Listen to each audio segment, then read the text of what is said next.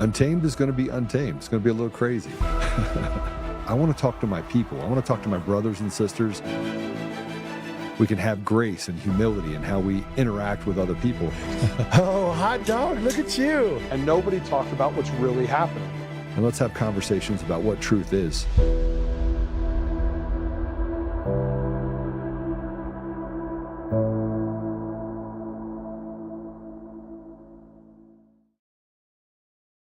...2020 election, the most secure in American history. Most secure election in American history. Most secure in American history. Most secure election in American history. Most secure election in American history. The most secure in American history. Most secure election in American history. The safest, the most secure election we've ever seen. Cleanest election, the safest election, the most secure election ever run. Most secure election in American history. The most secure election in American history. The most secure in history. What's the most secure election ever? The most secure election in American history. Let's just be clear, this is the most secure election in American history. The most secure in U.S. history. This, in fact, was the most secure election yet. This was the most secure election in history. The most secure or the most secure election in American history. The most secure election in history. Most secure election in modern American history. Most secure election in our history. Safest and most secure election in our history. Safest, most secure election we have ever had. The most secure in American history. The most secure election in American history. Most secure election in American history. Most secure election in American history. The most secure election in American history. The most secure election that we've had. The safest, most secure elections in American history. It was the most secure election in the history of the country. The most secure in our history. Most secure election of our lifetime. The most secure election ever, the 2020 election. The safest, most secure election in recent history. Can you honestly tell me in all the states that no ballots from people that are already deceased were not filled out in Senate? This was the most secure election. It is the most secure election in U.S. history. It is the most secure election in U.S. history. And if you don't believe it, you are an election denier. We have a new truth that is facing us right now. It's a brand new truth. And that truth is, we thought we had it all figured out, man. We literally thought we had it figured out. We thought that we had the safest, most secure elections in U.S. history. We don't have any elections in our country. We have selections. Doesn't matter what state we're talking about. Doesn't matter what area we're talking about. It's all kabuki theater. We're going to talk about a bunch of things today. We have Patrick Byrne that was on Alex Jones's show, and he was dropping bombs. He was giving up information that was directly related to sealed material, and this material he's not supposed to talk about. He's like, you know what? I don't really care what the judge says. The judges in our country are so rotted that it's hard to even recognize them. And then we have,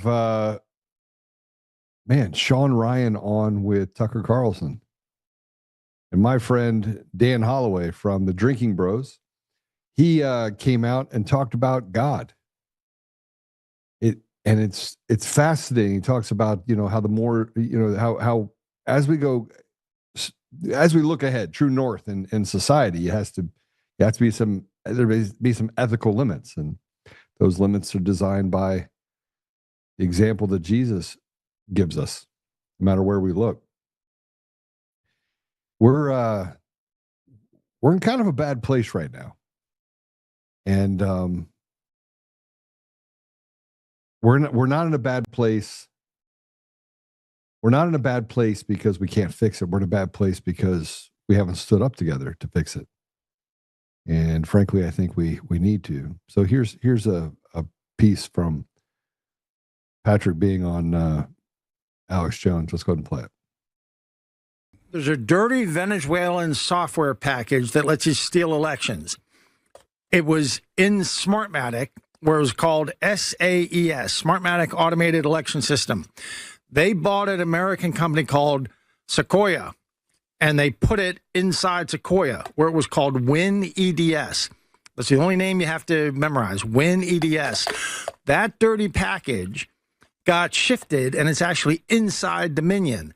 They call their system Democracy Suite, but it's inside Dominion. They've been denying like hell that they have WinEDS. They're saying we don't use it. It's not inside our system. I'm going to prove to you that it is in their system. And then the problem is what's happened now is Liberty has come along, and actually Liberty is just a new name on Dominion. It's the same corporation.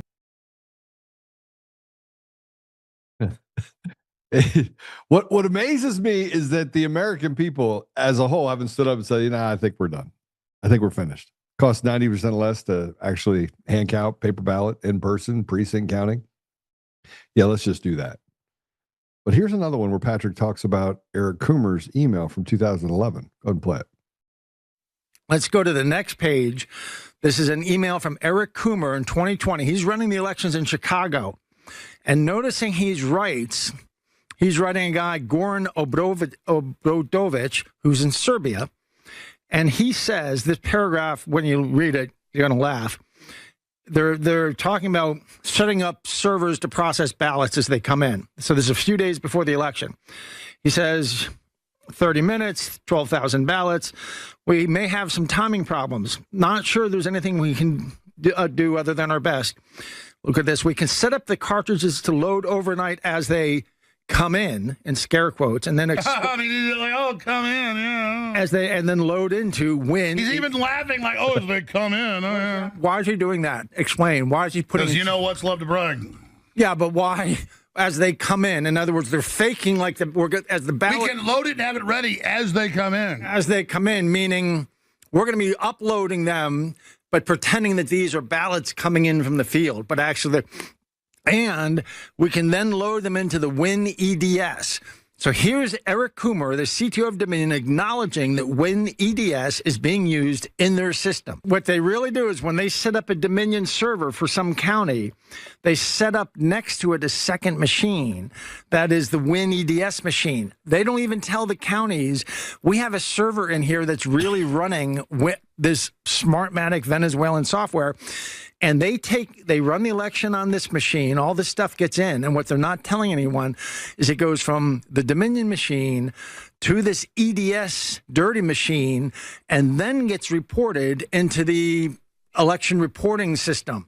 So before the results go from the county to the legitimate election reporting system, they're run through this WinEDS dirty Venezuelan software where they and only they have access. They and only they even know it exists.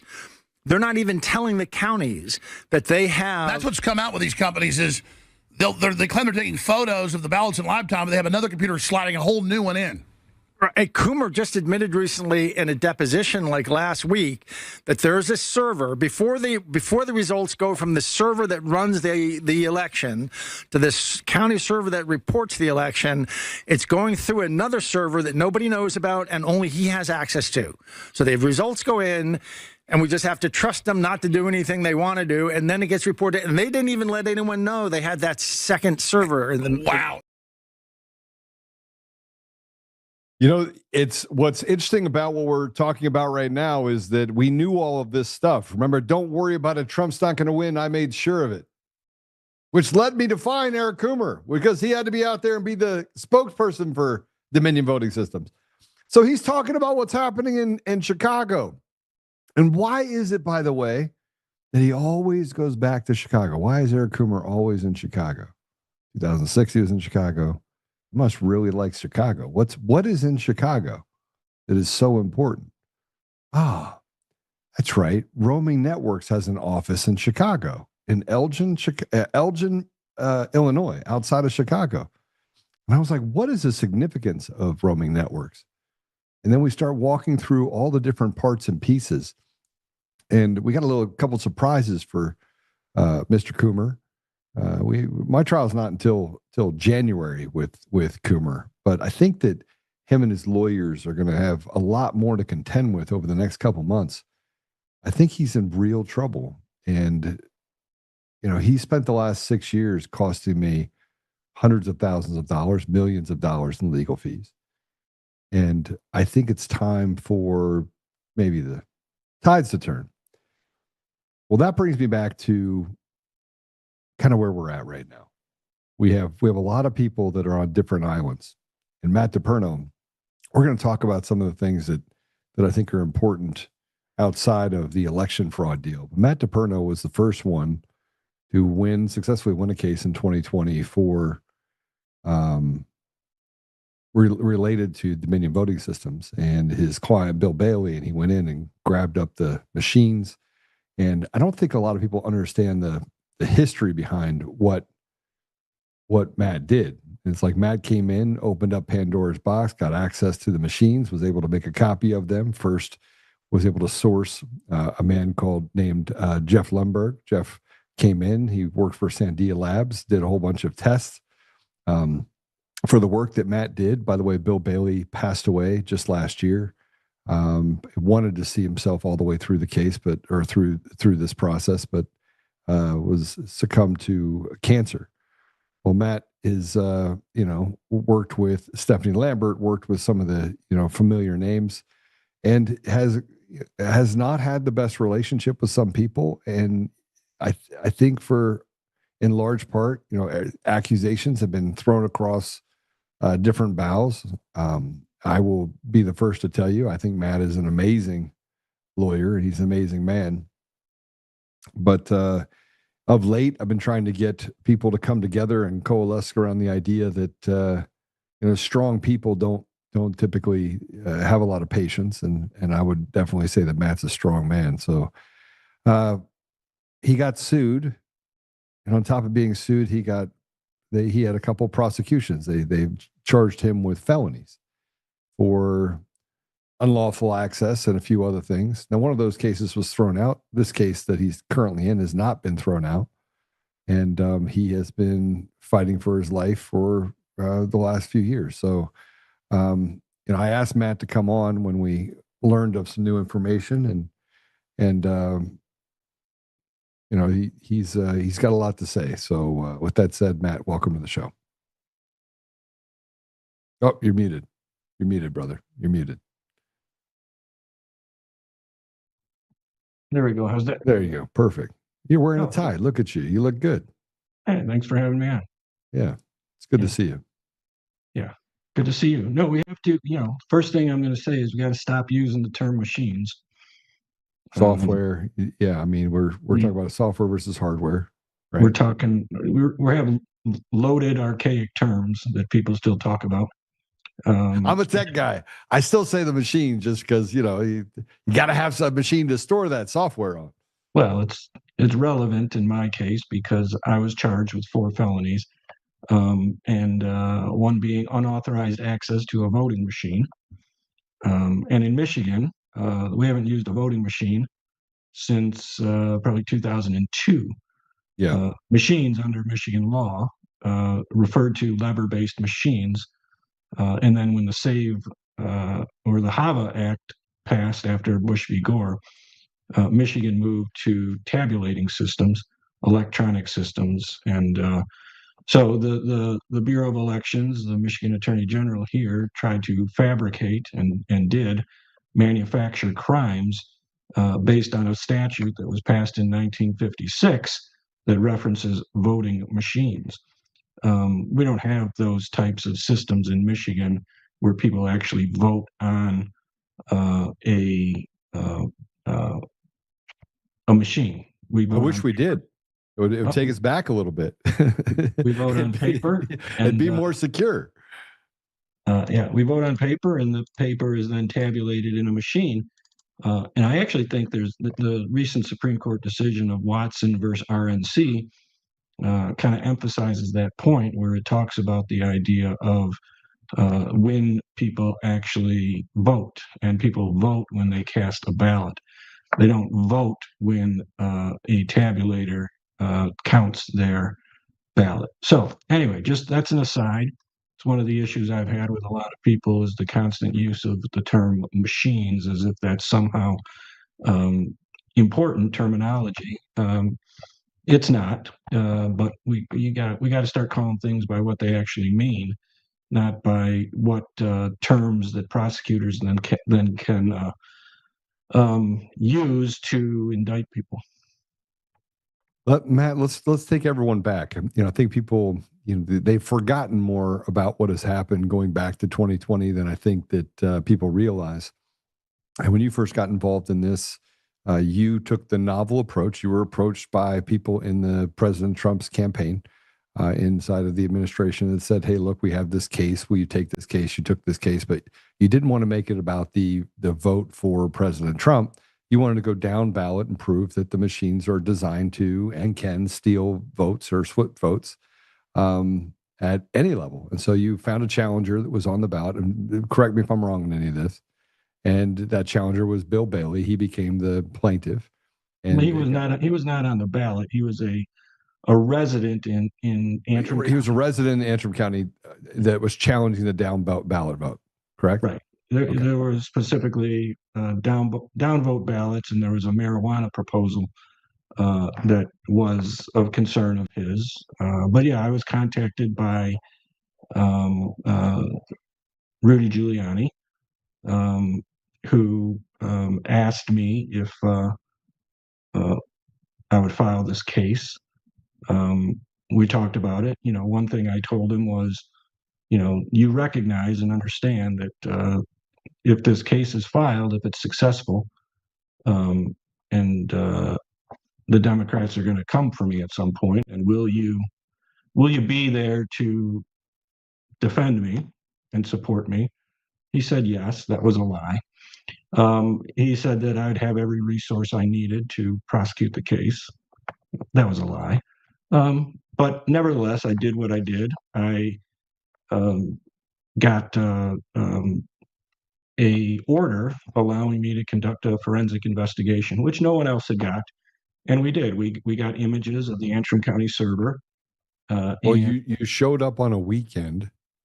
I mean, this is a little bit more covert than just showing up to pick up the machines. They were trying to stop you at the last minute. You were there as soon as you got the order, you were there lickety split. Well, we got the order on a Friday evening. Yeah. And I worked with opposing counsel representing Antrim County. And we agreed that coming in to collect the forensic digital imaging that we wanted would be more appropriately done on a weekend when the office wasn't filled with employees. So it made sense to both sides to pull the image on a Saturday. I believe we ended up doing it on Saturday a Sunday morning. I think it I was. thought it was Sunday morning. Yeah. But yeah, it was done. But they showed up to stop you. They did show up to stop you. Well, there were certainly forces working to stop us. They didn't know what we had when we had it. The media didn't understand it at the time. The Democrats didn't understand what the significance was of having a forensic image. So there was a lot of different places and moving pieces at that time. Okay, so you got the image. ASOG pushed out their first report. I believe it was in November of 2020, very end of 2020, and that was a preliminary report. It was a draft report. Well, the first report came out, I think it was December 14th, because we worked on that report, had to prepare that report, and then get... So it didn't come out before then? It didn't come out, there was no... No. I thought there was a preliminary or maybe I'm remembering it wrong. Now, the first report came out December 14th. I had to get court permission to release it because it was under a protective order.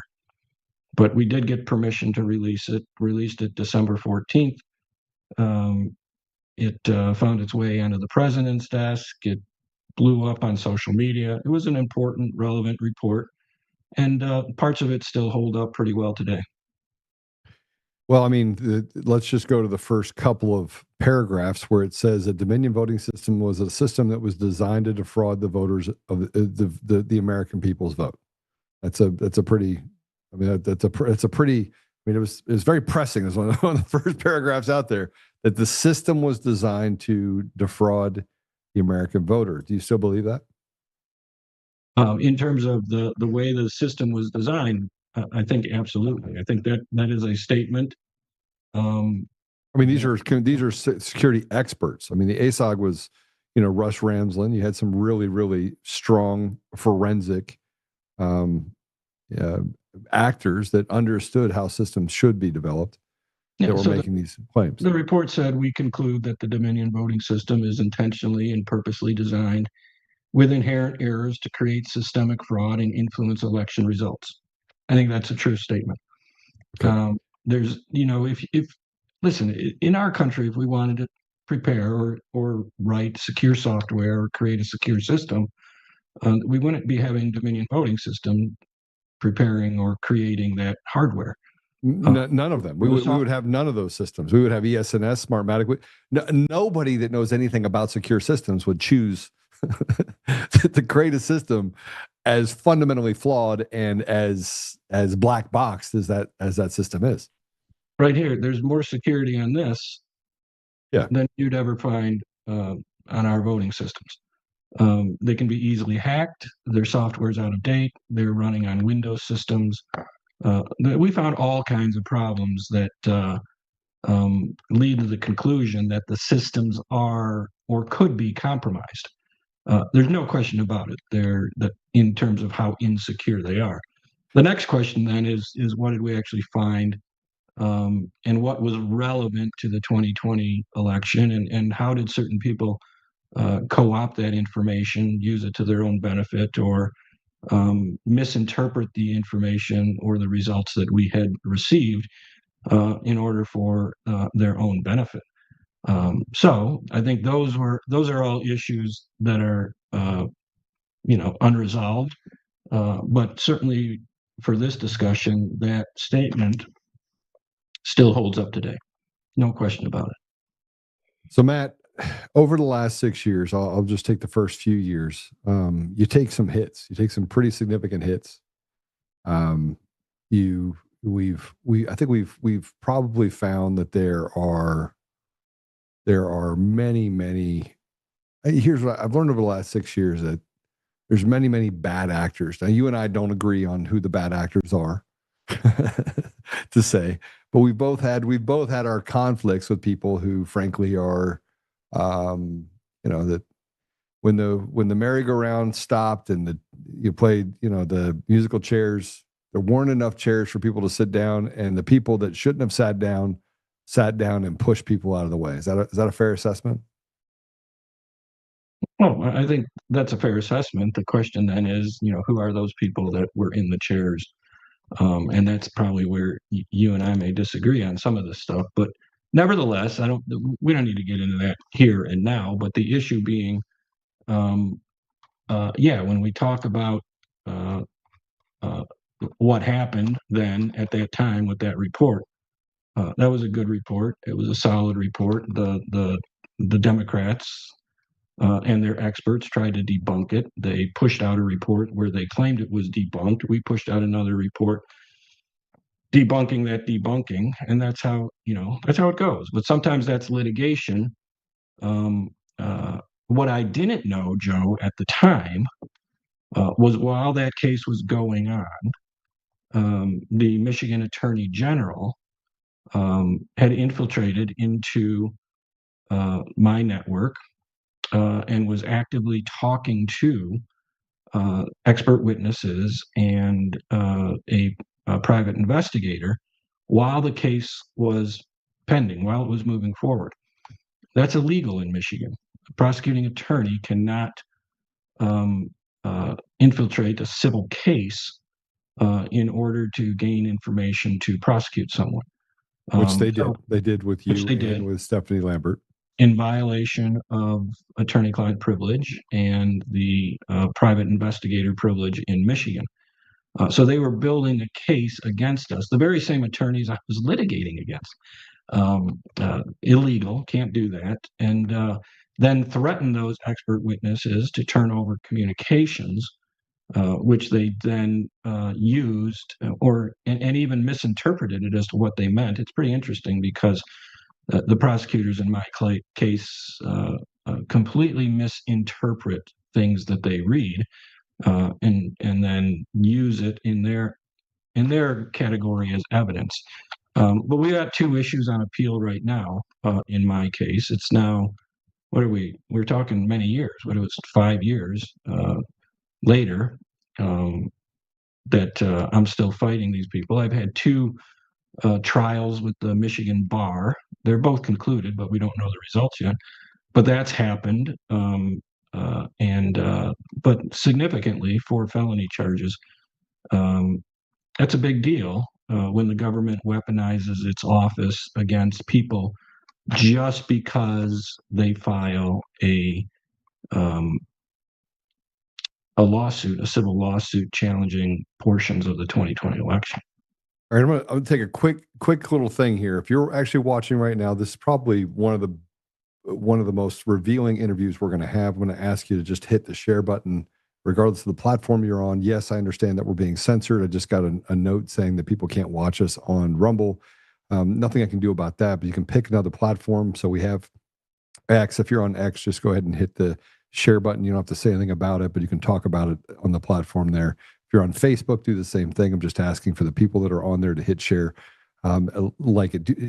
Sharing is sharing is caring. And if you're on the other apps, which is on Roku, I just appreciate you being there. If you're on Amazon, appreciate you being there. If you're on some of the other platforms, again, it's your obligation or it's your responsibility to share the truth. If it's truth, then you have to be able to share it. So I'm going to go through some important factual data related to what happened back in 2020 and how that is carried forward with Matt DePerno. Now, the bad part is they try to sweat people out. And what they've done to Matt is, who's going to go hire an attorney? I'll just say this now. Who's going to go hire an attorney that is facing 4 felony counts? Because I've said to Matt, just get out there and just get after it. And he's like, Joe, here's the reality of it. It's like being on fire with nuclear material. So hit the share button. Really important as we go through some of the things that we're going to go through. And I want to give Matt an opportunity to speak on a broad platform. And this is definitely one of those platforms. So, Matt, I want to take you back to 2020, back into December of 2020, and kind of move forward. I want to slow it down. People are not as smart as you are. They don't have as much information as you have. You will. It's just a lot. You've been through a lot over the last 6 years. But I want to take you back. Before we do that, I just want to provide a little more context to what we're talking about. All right. So after I got indicted in 2023. Now, mind you, I have not even had a preliminary exam yet, which is crazy. But here we are. But in the spring of 2025, I think it was, my attorney and me, we went and met with the prosecuting attorneys. They were trying to find a way for me to plead to some lesser charge in order for me to cooperate with them. In particular, they wanted my communications with Donald Trump and other people within the Trump organization. But nevertheless, there was no deal to be made. I don't think there ever was a deal to be made. But what was interesting that came out of that conversation is I asked them specifically, why did you indict me? Because the charge is unauthorized possession of a voting machine. Now, you can look at those words and try to unpack what that means. Number one, what is a voting machine? Number two, what is unauthorized possession? But it seems pretty simple to me. Unauthorized possession means simply possession not authorized by law, right? Something that's illegal. But they admitted to me that they didn't have one single witness who could testify that I ever touched a tabulator. Number two, I never talked to a local clerk. I never asked permission to gain access to any voting equipment. So other people did that and sent me reports, which I used in the Antrim County case. So I asked, you don't have any of this, you don't have any evidence to actually tie me to access to any voting equipment. So why did you indict me? And what he said was interesting. The prosecutor said, because I got the train rolling. Okay. What he meant by that was I started the process by filing the Antrim litigation. I had the most successful case in the country, which he acknowledged. He thought I actually did well litigating that case.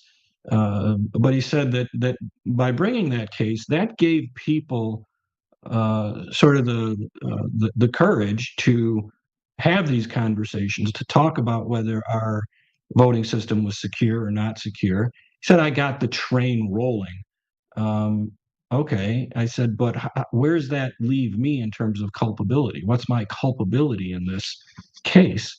On a scale of 1 to 100, I asked him, what is my culpability? Do you know what he told me? Take a guess. Well, I can't hear you. Sorry, there you go. No, hit me. What do you think he said? He said 2 or 3. So I got indicted based on the prosecutor's own words because I got the train rolling by filing a civil litigation case, and my culpability is a 2 or 3. That's the lawfare that we often talk about. That's what the Democrats did to me. That's what the Attorney General did to me. But it gets even worse when you dig down into the Arctic Frost documents and realize how much money they spent putting me at the top of the list to go after me. And they did that when the state of Michigan spent, let me look at the number here, $3.5 million, which was financed through Democrat Attorney General Association, and then Arabella Advisors and States United Democracy Center to litigate and create a document that had me at the top of the list as people who needed to be prosecuted. So that's just the context of where we are and what happened because of what I did and what we uncovered in the Antrim litigation. Well, let's, the fact that lawfare is being used against you is not uncommon. I think one of my biggest problems that I have is that they use state law in order to circumvent a system that has been federally recognized, or that the rights of the elections has been handed to be regulated by the federal government, right? So they passed HAVA. That means that Congress passed it. It went to the president signed off on it. That means that it puts elections under the scrutiny and control of the federal government. Is that correct? Sure, but states still, under the 14th Amendment, still have they still run their own elections. We still have state laws, and in Michigan we have Michigan election laws, and states run their own elections according to those laws.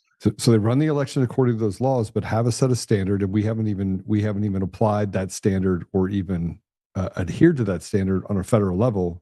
It's like it's the law of convenience. But if you look carefully at what's happened across the country in all 50 states, you're hard pressed to find any state that actually adheres to the standards of HAVA. Is that accurate? Well, I think that's absolutely accurate, and I can say in my research and in defending myself, without question, the state of Michigan has violated its own election law many, many times, has bastardized that law in its own interpretation, has issued unlawful guidance and regulations regarding that law. And more importantly, there's also the issue of the non-delegation, unconstitutional non-delegation of authority, when our legislatures actually hand off authority to the executive branch through enabling statutes. That has to stop. At some point, the legislatures have to stop giving their power to the executive branch. All right. So the issue that I have with this is that there's no sticks and carrots in order to get the state to apply the laws legally, right? So it's a relatively lawless society. Would you agree that if we look across the different states, and especially the blue states, and one that you're in, and would definitely qualify for that, is that they've gotten away with crimes for so long that the judiciary is now rotted to the core, because the people that have been elected are actually selected, and they put people that are cronies that continue to basically create this more cartelish type of environment at every level. Because if that wasn't true, you still wouldn't be under indictment. They've plenty of information, plenty of data out there. I mean, all of the evidence exists that would prove what you're saying is true about the fact that they weaponized the system against you. And yet here you sit, and it doesn't feel like that the powers to be are concerned with what they've done to people who have sacrificed the last 6 years. Well, certainly. I mean, I've got motions to dismiss that have been sitting around for 12 and so 19 months that have not been ruled on in my case.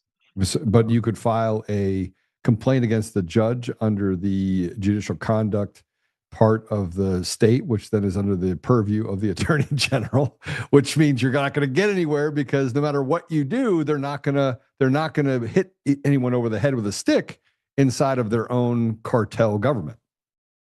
Yeah, and in our state, it's under the purview of the Michigan Supreme Court, but certainly the Michigan Supreme Court is still run. The Attorney General's office is still. I mean, they're right next to each other, right? Yeah, they're all run by Democrats. That's right. Yeah.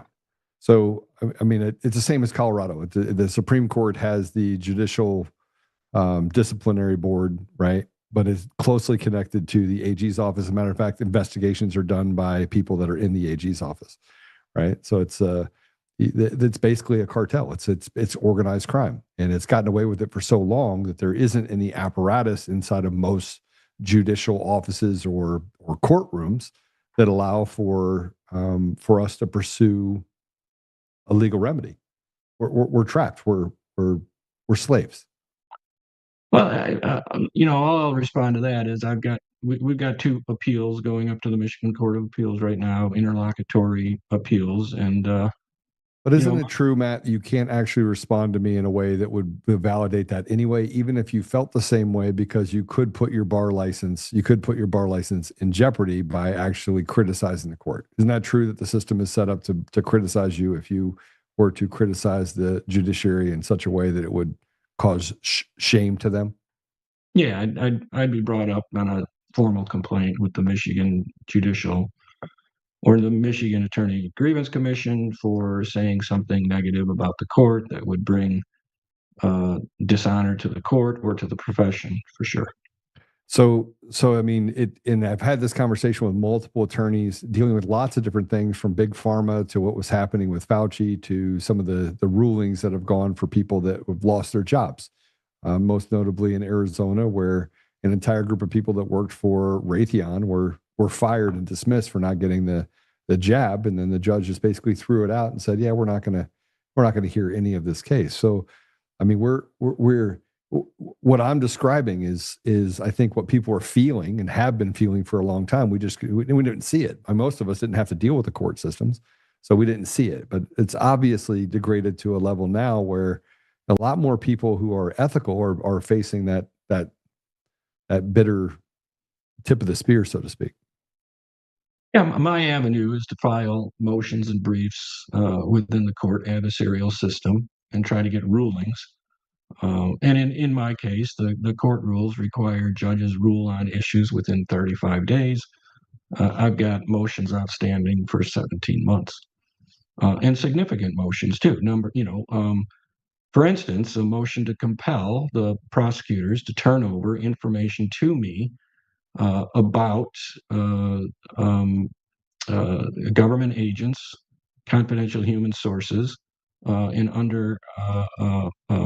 undercover agents that had infiltrated into those election investigations, including Antrim County, and they refused to turn over that information. So I mean, I need to go back to 2020. I've got some unresolved issues that I think have led to just kind of this slow. It happened with me too, right? So in large part, I came out and said, "Look, I want people tried for treason. When they're found guilty of treason, I want them to hang by the neck till dead." Right? I want the punishment for treason is what? It's death, right? It's in the law. If you don't like it, change the law, right? Well, that's the law. I'm not disagreeing with you on that. I'm not calling for people to be. You're not. I have. Yeah, I'm not. Just so we're clear. Okay, but my point is that you're not advocating for what I think the law. I think that this is not a victimless crime, and I don't think that what we've faced as a country is, if you want to have a deterrent, if you want to create deterrence, you have to do deterrence inside the judiciary. You have to strip qualified immunity from the judges, from the people that frankly say that they rule over us. They're above that lawless line. Right. And it's like a millstone on the chest of Americans where they don't feel like they can have any sort of justice. It just doesn't exist. So I call for something that degrades the ability of people like, oh my gosh, Joe's calling for violence. He's calling for violence. Get away from violence. It's not violence. It's actually law. If you kill someone in certain states, you get the death penalty. In this case, you do something to hurt Americans, you get the death penalty. Right. If you affect the sovereignty of our nation and you commit treason, then you're punished that way. Regardless, there's a degradation that has happened. You were at the tip of the spear. You were one of the first people to step out. You did so under the guise that you'd be protected. Now, I would argue that Mayor Giuliani got a $160 million judgment against him. They took everything from him. There was complete disregard for the rule of law over those 6 years, or a large part of those 6 years. So there's not a whole lot he could have done for you, even if he wanted to. Now, given that, we go forward, and I want to get back to 2020, because this is when I think that people missed all the information that we had up front. We had the ability in November, December, and January to really take a different path. We could have taken a left, signed the Insurrection Act, done some things to get the military in, confiscated the machines, made sure that we actually got this information and put this to bed. Instead, we spent 6 years begging people to do the right thing. Is that accurate? I mean, I don't know where if the Insurrection Act how that would have turned out. I've got issues with how that came about and whether that would have been a good idea or not. But it didn't happen, so it doesn't matter really in my analysis. What matters is the information we obtained, how what it meant, what it didn't mean, I would say. Where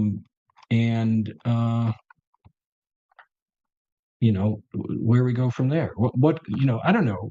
What could have happened is a different story, but here we are today, and I think the question ultimately is, we still have a problem in this country, and how do we fix it? But we got to recognize what the problem is, and we're still chasing our tail to some extent.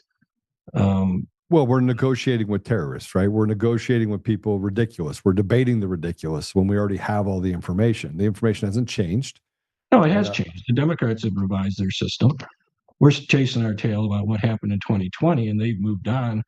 And now it's smoothed edges, and frankly, because they've also changed laws and made it impossible to get access to cast vote records, now everything is a glitch. Everything is a vendor's problem. Everything is a vendor's fault. And now you can't see what was... we had avenues to get into the system in order to be able to validate things. We did that for 4 years, 2020, 2022, 2024.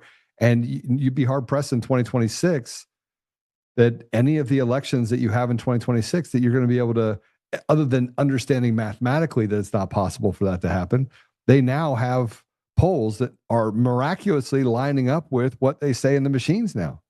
It's crazy. Well, I don't disagree with that. But what I'm saying is that while we chased our tail in the past, they're revising their system, they're revising their algorithms, and continuing to cheat in our elections. And because we have no united front, or no leader within this fight that we have, we're never going to catch up to them in that respect, because we're simply not aligned in that effort. I think that's a hard truth that people don't necessarily want to talk about. But the question is, what did we find in Antrim? What did we not find? How the public narrative diverged from the evidence. And I think that the truth is the full story has never been told.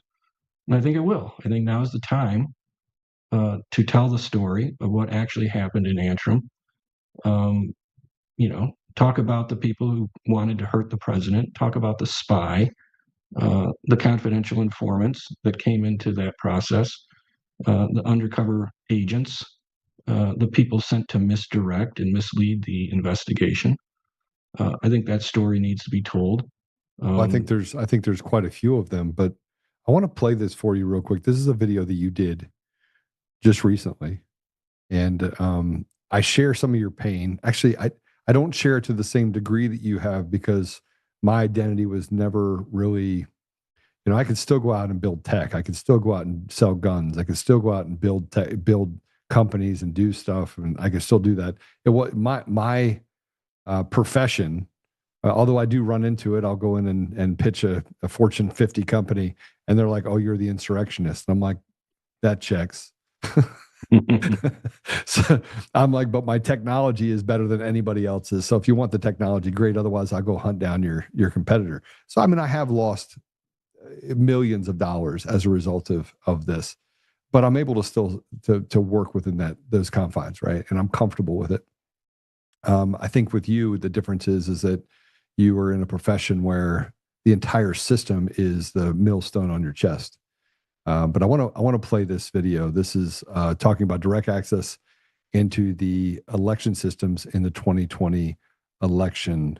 Let's go ahead and play it.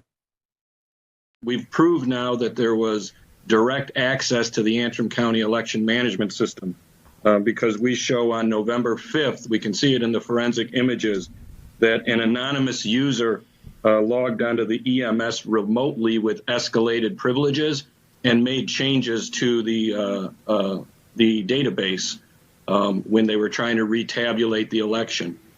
So that's one huge development because now we prove that the machines were remotely accessed, and more importantly, they were remotely accessed by an anonymous user who had elevated privileges in the system. That is pretty damning for the non-forensic reviewers out there, or people who do not want a forensic audit. And the other thing probably is equally explosive. Everyone's seen ballots before, like these ballots here. On the side of the ballot, there's these black boxes. There's 59 black boxes on the side of the ballot. We now see within the forensic images that in Antrim County, those blocks 15, 18, 28, 41, and 44 were all intentionally modified. The height and the width, the shape of those blocks were intentionally modified in order to generate errors. What does an error do? In this case, by modifying those specific blocks, they were able to cause rejections for Republican ballots. Meaning if you voted for Donald Trump and then put your ballot in the machine, your ballot was rejected at a rate of 20% more than Joe Biden ballots. Now that was in 2020. That was an interview you did in 2021. Yeah, I think April or May of 2021. Yeah, all true, by the way. Still true. Yeah, still true. And none of that was fabricated. That was all based on evidence. That was all relevant to our case and informative to the issues. You had less gray hair then. Yeah, right. Yeah, I was going to say, right. I had less gray hair then too. I mean, I always like to say that you see a president go into politics, come out, he comes out looking as if he aged 20 years. I would argue that, when you're fighting for the American people and against evil, that we can see why Abraham's beard turned white, right? Yeah, right. No, but all true. Those were all ballot anomalies that we found. There was definitely unauthorized access with elevated privileges at significant times. Also, right before the county was recounting the results, and they recounted, I think, 3 or 4 times at the time, and every recount was wrong. But before every recount, there was an intrusion into the system from an anonymous user, so that all happened. That was all true. You and I sat down on a couch It was January 5th, 2021. We didn't know who we were. We just sat down and started talking to each other. We were upstairs in a hotel, and I didn't even know who you were. And you didn't know who I was. You're like, I'm sorry, who are you? And then the runoff election happened on Jan 5, and I was there briefing them on the 4th and the 5th over what was going to happen in the runoff election in Georgia, and I built this model. And we went together on Jan 6, and it was a whirlwind. I believe we went to like 3 other places. We saw, a group of NSA, I don't know if I'm saying this right, but previous NSA and DNI people, but a bunch of programmers, people that were really smart, sat in rooms and were able to validate a bunch of information on the fact that the elections were stolen. Accurate? Accurate. We're not downtown at the Capitol. Yeah, we were not downtown at the Capitol. We were not. We did not go to the Ellipsis. John Eastman did, and the information that he provided on the stage at the Ellipsis was the information that he got directly from me and from you. Correct? That's correct. Yeah. We did not speak. Neither of us spoke downtown. John Eastman did, and paid the price for it. He definitely paid the price for it. He was disbarred in California. There's a lot more to that story than just that, but there's been a lot of people that I've talked to that we've paid a pretty hefty price and almost forgotten, but we're not forgotten. But I want to bring it to something that you put up. This is a post that you put up describing that. You put up on April 13th, 2026. And this is on January 6, 2021. I briefed Ehrlich Breckbull, counsel for Secretary of State Mike Pompeo, inside a secure State Department SCIF about the 2020 stolen election. No phones, no computers, no electronics, paper only. For several hours, I walked through forensic evidence. It was not about anything abstract. It was always about fake ballots. I showed him ballot run manipulation, ballot mapping schemes, who printed them, how they were shipped, routes they traveled, and how they were counted. Assignment of fake ghost ballots to registered voters through inflated QVF records. Variant of subversion, error rates, and remediation patterns. Pattern anomalies, including off-site printing, irregular formatting, oversized internal blocks, inside marker manipulations. System vulnerabilities, including anonymous external connections with elevated privileges and hard-coded passwords such as 1, 2, 3, 4, 5, 6, 7, 8. Page after page, data analysis, forensics. We talked about a guy named Ben Smith. He knew. I want to stop there for a minute. Don't take this down yet. But there was a point, Matt, that I looked at you, you looked at me. He was sweating. The room was very cool. And he knew that we knew that he knew what was happening. Like you just knew. Right? Is that accurate? Oh, you're talking about Ulrich? Yeah. Yeah, Ulrich knew. Ulrich knew what we were talking about. No question about it. He asked a simple question, though. He goes, why would anybody do that as he's sweating? He also said, this could never happen in our country. This is what we do in foreign countries. We would never let it happen here. Yeah. And we looked at him and said, it is happening here. No, we did it on a SCIF, no phones, no computers, totally isolated, with the right-hand man of Mike Pompeo. Who snuck out, by the way, just so you know, the meeting was supposed to be with Mike Pompeo, and he snuck out so that he would have the ability to say he did not have firsthand knowledge. No, you're right. We ended up in there with Ulrich, not who we were supposed to meet with, but we did. And everything there is true. Everything I showed him everything there. You did too. You had your analysis. I had my analysis. It was interesting how your analysis and my analysis sort of lined up once we overlaid them one on top of the other. And we had never had a conversation. I mean, we had brief conversations on the 4th, or on the 5th. That everyone thought I was nuts and that the election on the 5th would not go the way I said it would. I even told them how it would flip, when it would flip. And you and I were like, it was almost like dolphin speak. And, but you see, I want to finish this because I think it's important. Ben Smith, who we're going to talk about here in a minute, he knew. I was later indicted by Michigan Attorney General Dana Nessel because I filed a lawsuit in Antrim County in 2020. One of the prosecutors told me directly that I was charged because I started the train rolling. This is lawfare.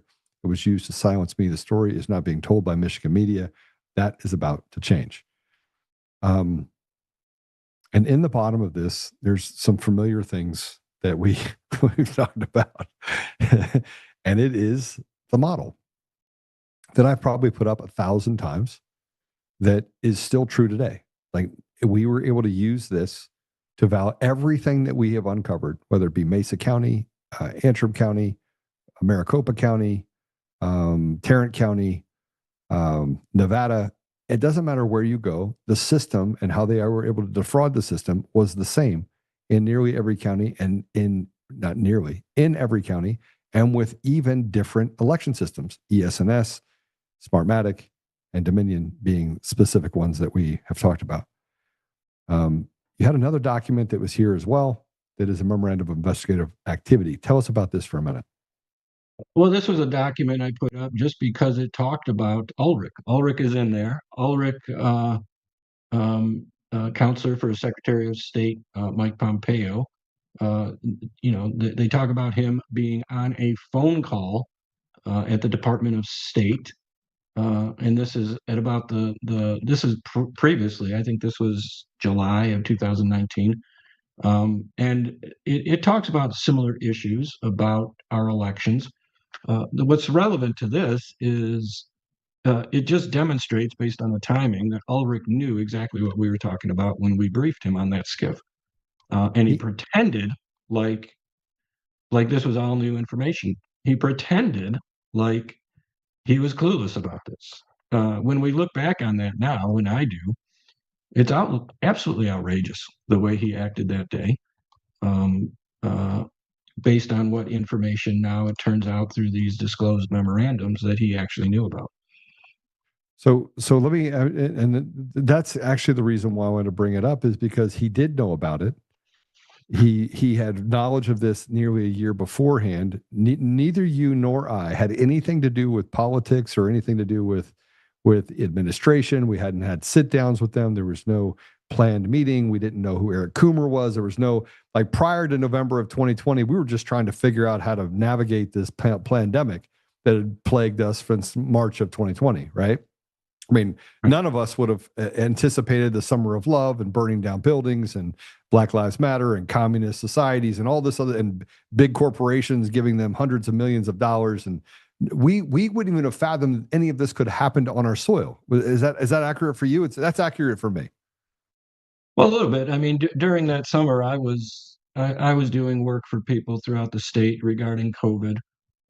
People not being able to get treatment, people not being able to see their loved ones. I was giving speeches to people in basements, and people were terrified. They were terrified. They thought they were going to be arrested because we were at the events where we were talking about these issues. So I saw a little bit about that, but certainly Olympus fell, I think, on election day in November of 2020. But as we went through this process, we surmised that we understood things, and we would go through that. The election in large part was going to be stolen. Obviously, the devil has to tell you what he's going to do. It's biblical before he does it, and so a large part of what we're seeing is the devil is telling us what they had to do. But as we go forward on this, as we look forward on this, there's so much more that I think that we've forgotten. You put up another post. I want to put this up, and I'll let you explain it and talk through it. But this is, the Democrats have Arabella Advisors, 1630 Fund, labor unions, Democracy Alliance, and other super PACs. They also have the Lazarus and Echo program used to rig elections, created by the architect in SPLC, funded by Soros and protected by the curator and States United. To keep Republicans silent, the Democrats gave our candidates $900,000 in tax money and enough insider information so they could buy stock in pharmaceuticals at the right time. That's it. Matt, what are you talking about? What do you mean that's it? Well, the point being that this is a post in response to someone else. We're talking about local Michigan politics here, and the governor election here coming up to the Republican primary. There's one candidate, John James, who's applied for state matching funds of up to, I think, $990,000. And the question is, it's a question in Michigan about funding mechanisms, whether candidates are properly funded. My take on all of this is you're never going to be properly funded in Michigan. I ran for attorney general in 2022. We raised a lot of money. We got on par with, or on parity with the Democrat candidate, but near the end, not throughout the entire election, but near the end. But in the end, I was within 1 point even in polling and ended up losing by 8. The point being is we're kidding ourselves if we think our elections are going to rise and fall based on whether one candidate gets $900,000 from the state or not. And that was the point of this is, the Democrats have, as I say, Arabella advisors. They got the 1630 fund. They got labor unions, Democracy Alliance, and other super PACs. They are going to bury Republicans regardless. And then they also got your graph, the graph you put up. I sometimes refer to it because I've heard talk of it within Democrat circles,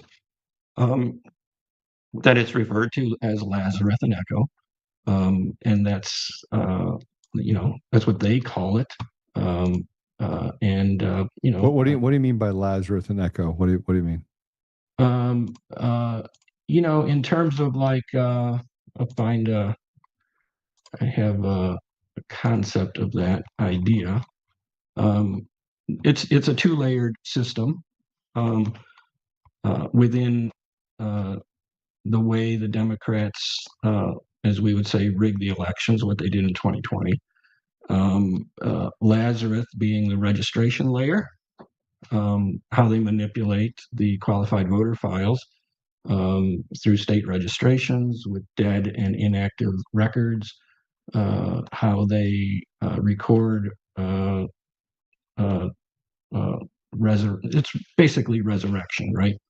Lazarus, resurrection of dead voters throughout the system, and how ballots are issued against those revised records. And then on the other side, the echo part of the program is the ballot layers, where they target real registrations. Once the Democrats know who voted, what else do they know? Who didn't vote. You're right. And then they can manipulate those voting records within the poll books. I'm not sure everyone understands the concept behind what we're saying right now, because this is where I get frustrated with the idea of machines. People want to talk about machines a lot, but we got to start talking about registration layer and ballot layer. That's Lazarus and Echo.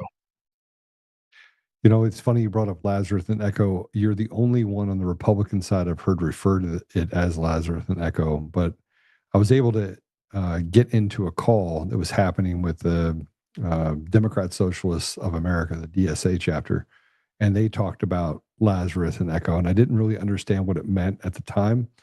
And I try to do as much as I can to get into chat groups and to create layers where I can get on calls just to listen. And what you're saying is accurate in such a way that they know, like everyone knows. But what's more appalling about the Democrats knowing, including the Democrat candidates, by the way, is that the Republican candidates and the people in government that are Republicans that are chartered to protect our vote, they know too. Tom knows. There's no doubt. I'm trying to, if you want, I can send you sort of a graph. Yeah, please do. Of what I'm talking about, but there's a lot of people within our systems who don't want to acknowledge what I think are the hard truths about our election system. And there's a lot of people who want to continue to promote ideas regarding voting machines, as they term them. And I think, they may be off base on that. But here, I'm going to drop this to you if you want. Okay. Yeah, just get it to me and I'll put it back in the thing and I will share it. Coming to you now. But this is the idea that this is the diagram as I developed in the Antrim litigation. This is what was our case as we presented, and then later further developed through information we've obtained in the criminal case against me. Kelly, I'm really sorry. I just got a text message from Kelly. Joe, I cannot actually watch you on Rumble. Every time I go to listen to you, I have to refresh.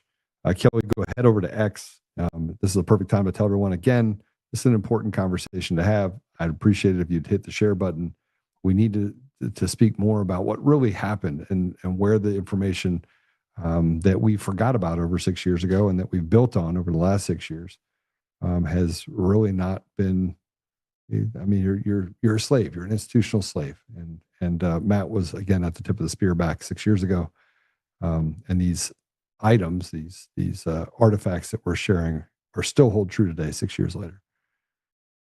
Well, they do. They still hold up. I mean, what we developed back then, based on information we had at the time, still holds up today as to at least what the data is, for sure. There's no question about it. I have a question that came up that I think is important, and that is, did the Secretary of State ever tell you that there was a foreign network, Chinese, Serbian, Venezuelan at Dominion? Did that ever come up? No, that never came up. But we did find within our data, we found connections within China. We found China IP addresses communicating with election equipment. But isn't it curious that Eric Coomer is now talking about giving access to Serbia to their source code in Denver? And we know things like the roaming networks, which was funded by Huawei, which is China, paid for their data center in Serbia, right, in Belgrade, and that you can trace that back to what happened in the United States and the Venezuelans that worked for Dominion and still continue to work for Liberty Vote, that understand the substructures of the system. I mean, it kind of all plays together, right? China, Venezuela, Serbia. It's like a big circle, off grid, off out of the country, can do whatever they want type of grid or circle. Well, I mean, I think there's no doubt, based on information we've learned. Well, with that we've known. I would say we've known it for a long time. The president just talked about it a couple of weeks ago. Like I'm watching the reruns of a movie that I've already lived through, right? As if this is new information that he's disclosing to the public. Completely crazy. Remember Raul from Romania? I know you remember it because I called you and I was like, Matt, what am I going to do with this guy? He's like, I have the information. I have Fox IT. I have all information from the CIA. I worked for them. I collected names, social security numbers, that was used to defraud people in the voting in the U.S. He's now in prison, by the way, in Romania for trumped up charges by a politician. It all plays together. It all goes together. But I think the president was correct in terms of documenting and revealing certainly that China has been involved in trying to interfere with elections. The Venezuela part, I think he was cautious in the way he framed it, that they certainly cheat in their own elections, and that's the way he framed it. So I think all that is still relevant to the conversation, and I actually appreciate the way he framed it, and I'm glad that he started releasing documents because we got another election coming up in November. In Michigan, the Secretary of State here, who's now running for governor and will get the Democratic Party nomination in August, she will then be the Secretary of State running and managing her own election where she's running for governor. That's crazy. But okay, here's the picture. Here's the Lazarus and Echo. Let's put that up. So you have the registration there. Go ahead and explain this, Matt. Well, like I said, there's just on the blue, it's the registration layer. This is the stale registrations. You can go through my Twitter feed and see where I've talked many times about stale registrations. Dead or inactive records stay listed within the qualified voter file system. Those records are activated within the system. They're not deleted, is what that means. They're kept there. They're maintained there. And ballots are generated through the qualified voter system and the what do they call them? The absentee ballot system, absentee ballot applications, where those applications are sent out to the people within the system and within these stale registrations. That's just incontroverted. It's just a fact. That's what happens. And then the echo layer is just ballot layer, targets identified, real registrates who won't vote, as we've talked about many times before. If you know who votes, you know who didn't vote. Identities are mirrored. There's no question that happens. And ballot cast, votes entered under mirrored identities. There's no question that this happens. And the results are an inflated count, 2 layers, 1 padded tally. But if you actually go back and do an audit, as they say, where you tie the poll book to the ballots that you have, if you count them hand by hand, you're always going to come up with the correct number. It will always match under that system. Well, we saw what happened in Georgia. They didn't. They had to pull votes out of the spoiled package in order to make them actually match. And we saw, what was it? I don't remember the number, but it was a significant number of people that were dead voters in Georgia. And we talked about the fact that if you know who didn't vote, you know who voted, and you have low propensity people that don't vote, you just go back out, pick those votes up, attach them to databases of voters that are fed into the system, and now all of a sudden you have legitimate voters. And there's nothing you can't. I mean, in certain systems, you have the ability to make them look like they were filled out by a human hand, and they can generate the ballot inside the ballot image, which is typically what they count. And now all of a sudden, whammo, you have a election that looks like on its face is legitimate, and yet it's an illegitimate election, like most elections in the United States. Well, I mean, and that ties to with what the president talked about when he talked about the Muskegon County, Michigan cover-up. 8,000 to 10,000 fraudulent ballot applications sent to the county. And investigations by the Michigan Attorney General and the FBI. That investigation was closed in 2025, totally buried, with no indictments at all. That's what he was talking about when he talked about the Michigan problem. The Michigan Attorney General and the FBI want us to believe that none of those 8,000 to 10,000 ballots made their way into the system, but there's no verification of that. They just say that. But not one single charge. I mean, there were crimes. I mean, there were rented vans, there were prepaid cell phones, there was clearly fraudulent ballot applications, fraudulent identities, fraudulent birth dates used in that Muskegon County problem, and not one single charge was brought.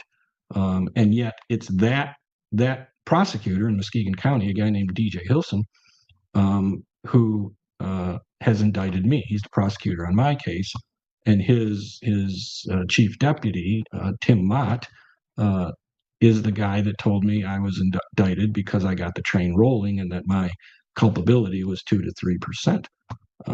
So you can't tell me that it doesn't tie in terms of what's happening. But Lazarus Echo sort of echoes the Muskegon County problem as well.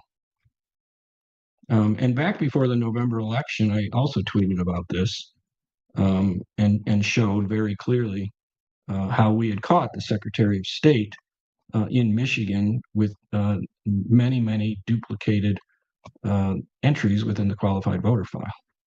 That was a real thing. Matt, why is it that there is, in your opinion, why is there no appetite to have people prosecuted for the crimes that they've committed? And I mean, let's just say anyone. Let's talk about Fauci. Let's talk about, the people that have committed these crimes. Why do you think that there's no appetite to have them prosecuted? Because no one's prosecuted, and you're sitting here still facing 4 felonies. Stephanie Lambert is still facing 4 felonies, right? Why?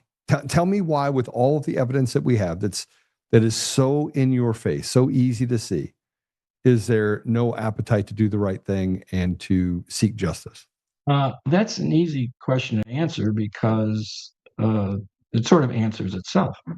The very people that could prosecute those cases stood on the sidelines while it happened and watched the world go by. Yeah. And to now prosecute people for that would sort of indict themselves in their own compliance. I think that's the answer. I mean, in Michigan, I was one of the people on the front lines during the COVID problem that we had here in Michigan. I was helping people who couldn't get into hospitals to see their dying loved ones, helping people to get certain drugs like ivermectin that the government wouldn't give them. So we had many people within the Republican Party who were masked up, who were acting as though the world was ending. And now for them to come forward, or any prosecutor, we got 83 counties in Michigan. Most of them, frankly, are Republican counties, probably 60, 55, maybe 60. We've got a lot of Republican prosecutors within the state of Michigan who did nothing during that time to protect people's individual rights. To now come forward and prosecute people for crimes that occurred before would demonstrate their own complicity while people's rights were being violated, and they don't want to do that. All right, so you've made it clear that the election systems that we use today are, and largely they've smoothed out the edges. You agree with me on that, right? And it's seeing these things up front and personal because of the things that, the glitches and things that they've almost made themselves impermeable to scrutiny because you can't see anything. Is that accurate?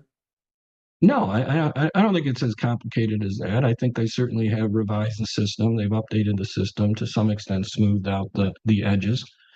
That's accurate, but I think it's still very easy to I agree. To see what they're doing if you know what you're looking for. I think the problem is that the people who are in charge right now aren't looking for what they should be looking for. They're looking for something that they thought existed in 2020.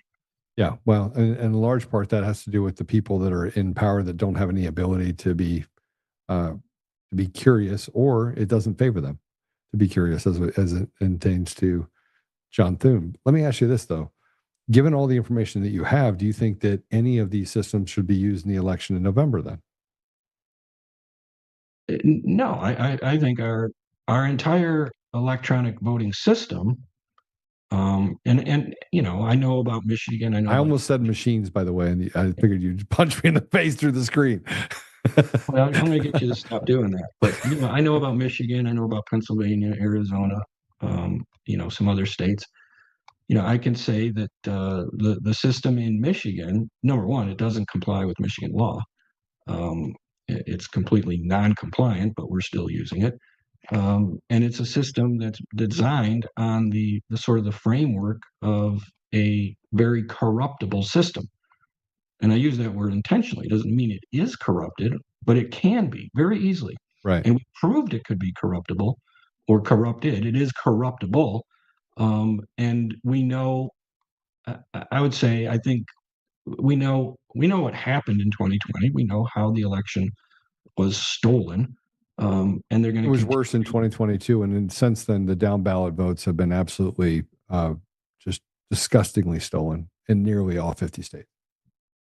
Yeah, I don't disagree with any of that. But what I'm saying is that I think that no, I don't think our system as it stands should be used anywhere in this country. It is designed to fail, and if you know what you're looking for, you could manipulate it. And I once did an interview where I said, look, me and a handful of people, and me at the time who didn't know relatively anything about that problem, and I was learning as I went along. But me and a handful of people could figure it out. You're telling me that China hasn't known about this for years? Yeah, put me in, coach. I mean, I often say that you could take a bunch of people that I know are very highly competent, such as yourself, Stephanie Lambert, David Clements. I'm going to put myself in there, Ben Cotton. And there are people that you're not going to agree with me that I'm going to put on this team. But if we could get the super team put together and we walked into Washington and we strutted in there, we could literally Wreck-It Ralph and fix the entire system. It would probably take us 2 to 3 weeks. I mean, you'd have to go back to a paper ballot in person, have an ID, that you'd have to pass the SAVE Act, and you'd have to implement HAVA standards, which we don't have in any state. But we could literally fix this and take this entire election conversation off the table in a matter of weeks. So why hasn't that happened, by the way? just as I'm curious why something like that we would be the NFL team of NFL teams. We could walk in and be like, nope. We could sit in the same room, work it out, massage it, build a system, and say, here transparently to the American people, here's how it would work.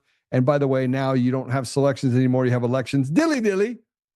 Well, I think, again, that question answers itself. You know, the people who are put in charge right now don't want other people to come in and,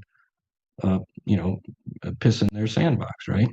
But again, those people who are in charge now are trying to, I guess the best way to say it is they're trying to verify theories that they pushed in 2021 rather than trying to actually solve the problem.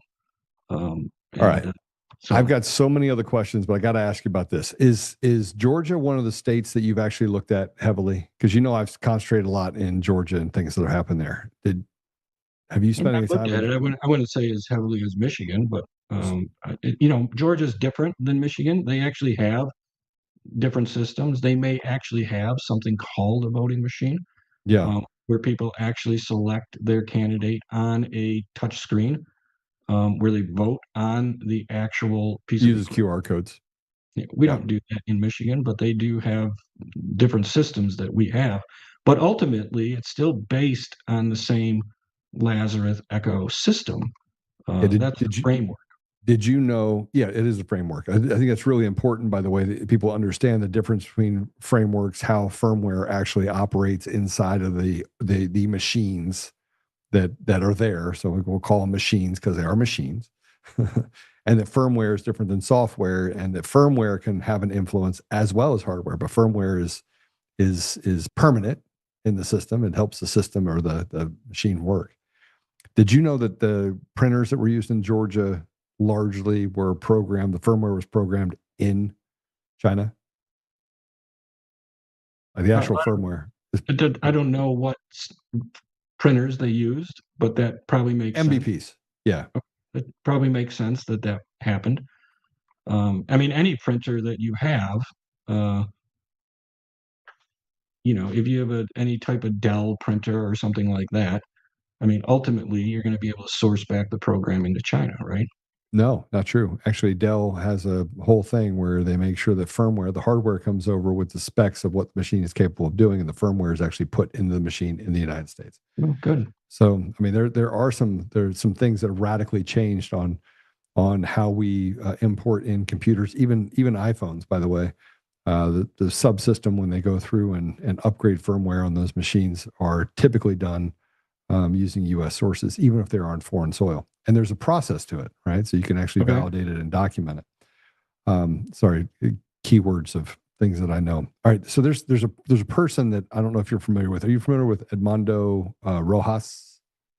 Worked for Dominion in 2020. I've heard many names like that, but maybe. So he worked for Dominion in 2020. Guess where he works now? He's from Caracas. I don't know. He works for Liberty Vote. Okay. Well, it's the same company. Same company. So you saw the thing where they put the shell over it, where Patrick put the company. He's like, "Wow, he makes no, that's just the same company." That's it right over it. It's really what it is. It's just it's like they passed it on to a new cartel boss. Well, all they did was change they sold out. They did a sale of the company, but changed the name. It's still the same company. And the same, they said, he did say, the guy that ran it says, it's business as usual. Everything stays the same, just a new name. His words. Well, I think that's true. I think it's undeniable that it's still the same company. I don't know. Is anyone disputing that? Is there like a real dispute that it's the same company within? Well, they're still operating our elections, Matt. I mean, this is, I think, they're one not of the things. Disputing that they're a new company, are they? Yes, they are. I mean, they're basically saying pinky swear everything's fine, and that we're good to go. Everything's good to go. We're good to go. Okay. So it's like this, right? If you have a mob running the bank and the bank continues to run the bank, and they just change things, like change the locks on the door, which is really what happened. Mm-hmm. It's still run by the mob. Okay. It's still a mob run system. So, I mean, if we look at it from that perspective, can't we come to the same conclusions that we should have been throwing these people?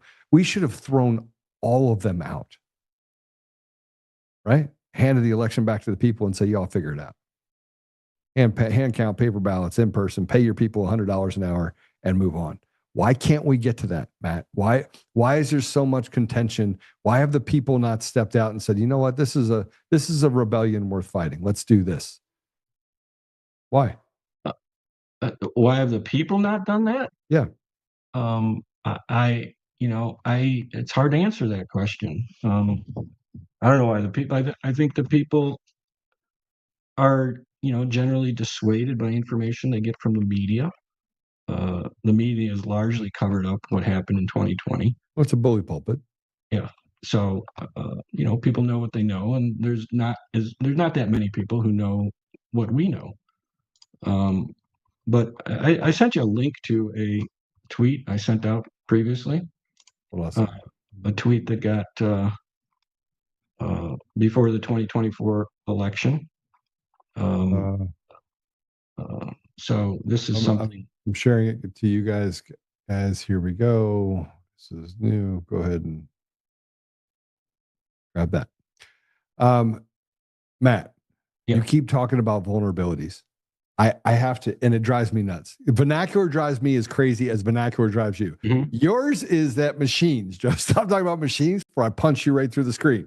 Mine is that it's not vulnerable, that the machines are absolutely corrupt to the core, and they're designed. They are literally systems of evil. Can we agree on that? Can you tell me right here that the systems they're irrevocably broken? You cannot, there's no fixing it. There's no patching it. It's not that it's just vulnerable. It's designed to make people slaves. It's team evil. Can we agree on that? I think I proved that in December 14th of 2020. When I issued a report, I proved years ago in 2020 that the entire system is designed to promote systemic election fraud. There's no question about it. Okay. So there is no coming back. You cannot redeem these systems. You cannot patch them. You cannot fix them. They all have to go, correct? Yeah, all of our current systems have to go. Okay. All right. I'm not saying that. So that was a question somebody asked. Like, they asked the question, like, are you saying that we can fix the system if they're vulnerable? And I said, no. And then I basically have all the no's. I went down like 20 times. I said, but I'll ask. What I'm saying is there could be a company that maybe in the future, if they had good intentions, could design a system that was not susceptible to the tampering that we have right now. Again, look at your iPhone. Why? I mean, this is. I could break into an iPhone, take me 2 hours. I can break into your iPhone, take me 2 hours. Huh? Well, I don't know how to do that, but Yeah. I know how to do it with our election system, and I'm just who I am. So I don't know. In the sense of, if you're talking about our current system, it's irredeemable. It's broken. It's designed to create systemic election fraud. There's no question about it. There's no way anyone who had any sense of actual election security would hire any of these companies to design a nationwide voting system. It is hot garbage. Why don't they use those words? Hot garbage. I mean, President Trump has called people some nasty names. He should adopt hot garbage. I mean, I think that he should even like stop after he's said and done hot garbage and hit TM Matt DePerno. Yeah, right. But so yeah, I am in 100% agreement with you on that. So yeah. So the point is, again, we'd get back to the idea of what we found in Antrim County, what we didn't find, and what I proved is that our system is hot garbage, and that it is susceptible to tampering. There's no question about it. It is from the inside by domestic terrorists, not by foreign, by domestic, by people that are here. Our vendors are doing this. Our vendors are deeply rooted in ideologies that allow for them to cheat maliciously across the country. Yes. Okay. Yes, for sure. But so then why replace them with vendors? Why replace them with a company? Why can't we just have the people count the vote? Why do we even need a vendor? We don't need a vendor. Why can't we just have, hey, it's really simple. I'm going to have my ballots printed. I'm going to have smaller precincts, 1,500, 2,000 people. I'm going to get to know my neighbors. We're going to come in, kumbaya. They're going to hand me their ID, tell me that they're a citizen. I'm going to high five them on the way out. We're going to count it. Me and Joe Blow and Johnny, because Johnny likes jokes. We like to keep Johnny around. We're going to sit in the room. Johnny's going to tell Johnny jokes, and we're going to count the ballots. And then when we're done counting them, we're going to send them to 3 more people, let them count it while Johnny tells us some more jokes. Maybe tells them some jokes too, but we don't want to mess up their count. So we want Johnny to be a little quiet on the second count, make sure it matches up. And then if it doesn't match up, comes back to us and like, hey, Johnny, shut up for a minute. We need to make sure we can count these. And now we have 3. Boom, boom, boom. You count 2,000 ballots. You make sure you load it up into a system. You have a little sheet that tells you what the results are, and it gets passed on. And then you have Edison that maybe records those results and sends them out to a Team Evil, the mainstream media. What's wrong with that? No vendor required. Well, no, except for Johnny. You got to have a vendor to print ballots. Okay, all right. Let's say we print dollar bills. We're not printing very many dollar bills. Why can't we just have them put a marker on the top of the ballot and have our mint use those beautiful machines? Beautiful machines. Have beautiful machines that print our ballots inside of the U.S. Mint. See, I got it solved. Well, you solved the problem of sure. I mean, you got to have people who could count our election system or our education system. The machines can't count. I mean, but here we are again. We're focusing on, again. I'm going to direct you away from the idea that machines. Yeah. The people. The problem is not machines. The problem is the Lazarus Echo. That's where it is. That's the problem. We identified it. All right. January 5th, 2021. You and I did. It's your graphic. You put it up, and it holds true today.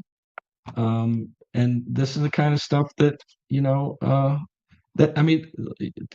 the tweet I just sent you answers the question. Yeah, let's put it up. Let's put up the tweet.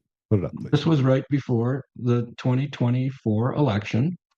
After reviewing the qualified voter file, QV, let's do it in your voice, actually. I like it better in your voice.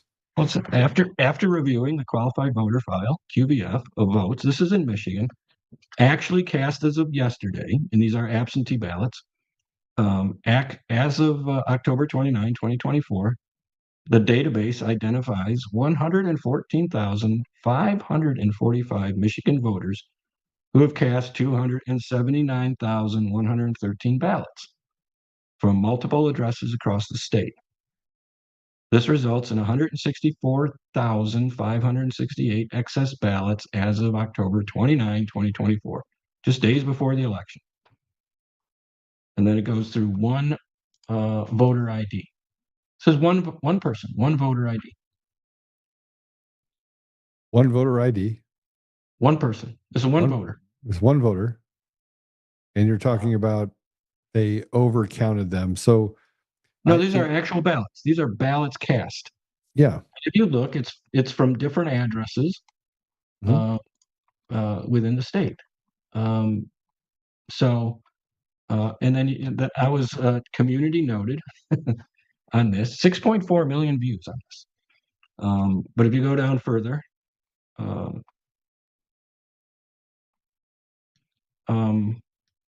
yeah. That's your problem, Joe, right there.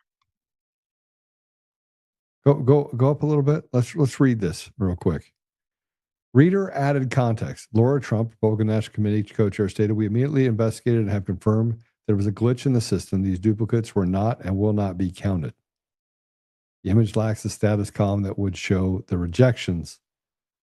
So let's go up a little bit so I can see the. So who added that? Well, I was community noted basically by Laura Trump. Why would she do that? I don't know. Maybe that answered your question. How does she know? How does she know? Again, this gets down to pinky swearing, right? Right. Show me the information is accurate. We've been able to verify how. How have you been able to verify?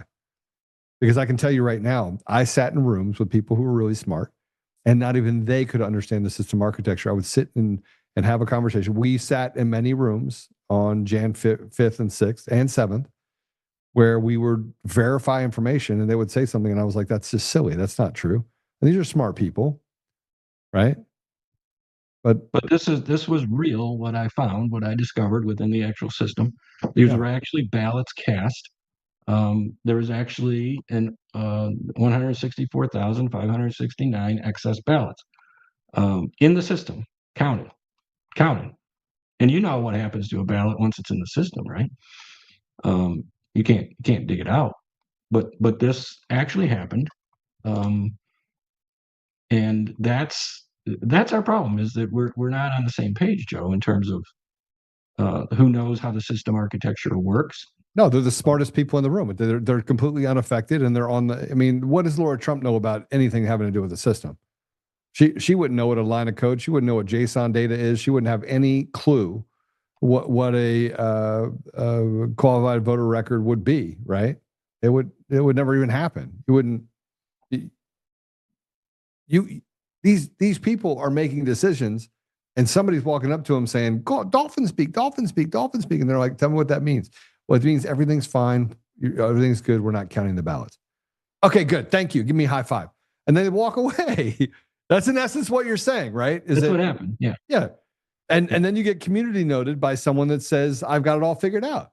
Yeah. And then you want to talk about down ballot races in Michigan, where every Republican basically lost.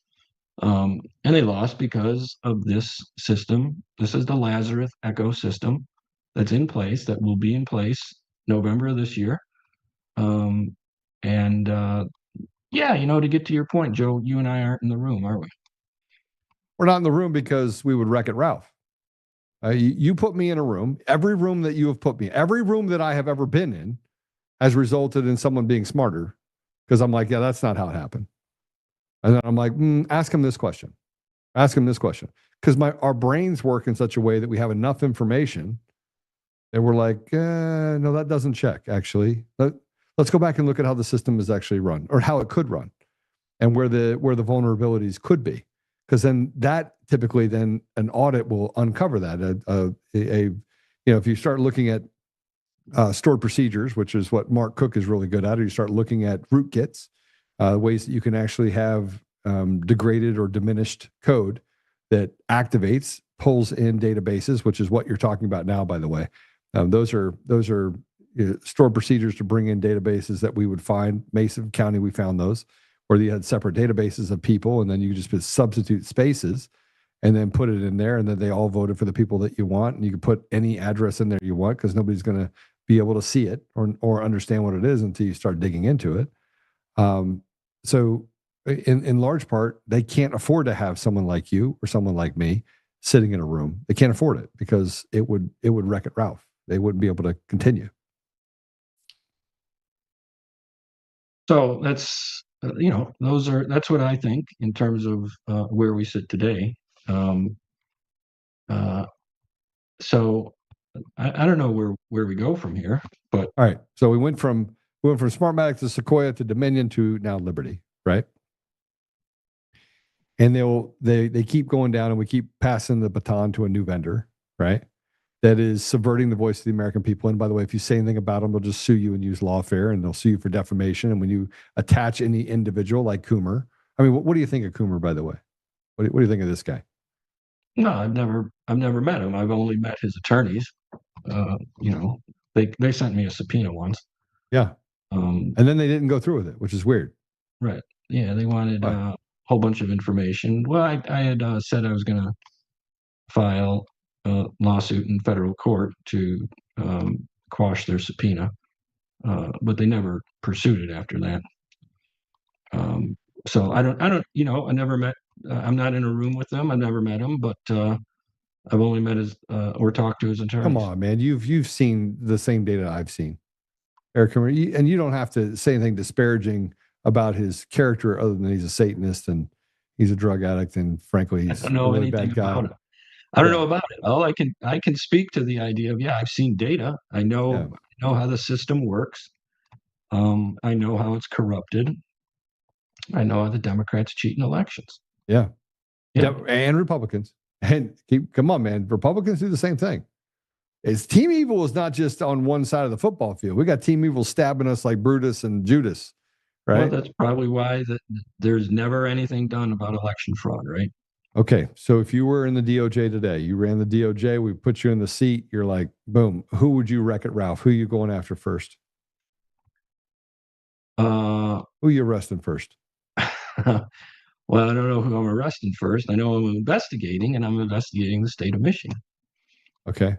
I mean, there's no question, because I know too much about what happens in the state of Michigan. But they went after you unlawfully, committed a crime. So you're the attorney general. They made up a crime. They manufactured a crime, which is a crime. Yeah. Right. It's a federal crime, actually. That even if you want to just talk about the Constitution, you're not allowed to individually persecute or use the law as a beating stick for personal gain, and they did that. That's conspiracy, right? Yeah. Vindictive. So Dana Nessel, she's getting the hammer. Definitely we're looking at what she did and her actions, not only prior to the 2020 election, but her actions regarding States Democracy Center, the $3.5 million that was used to go after people through lawfare. And the idea of putting people on a list of who they were targeting, and those people they were targeting were people who were bringing to the light the actual crimes that had been committed. And this is why, by the way, what you're saying is why it's so hard, right? I actually have a list. I'm checking it twice. Going to find out who's naughty or nice. I'm going to just let down the hammer, man. I'm going to the hammer wagon. If I was the AG, it'd be a big list. And I would start with people in positions of power and authority.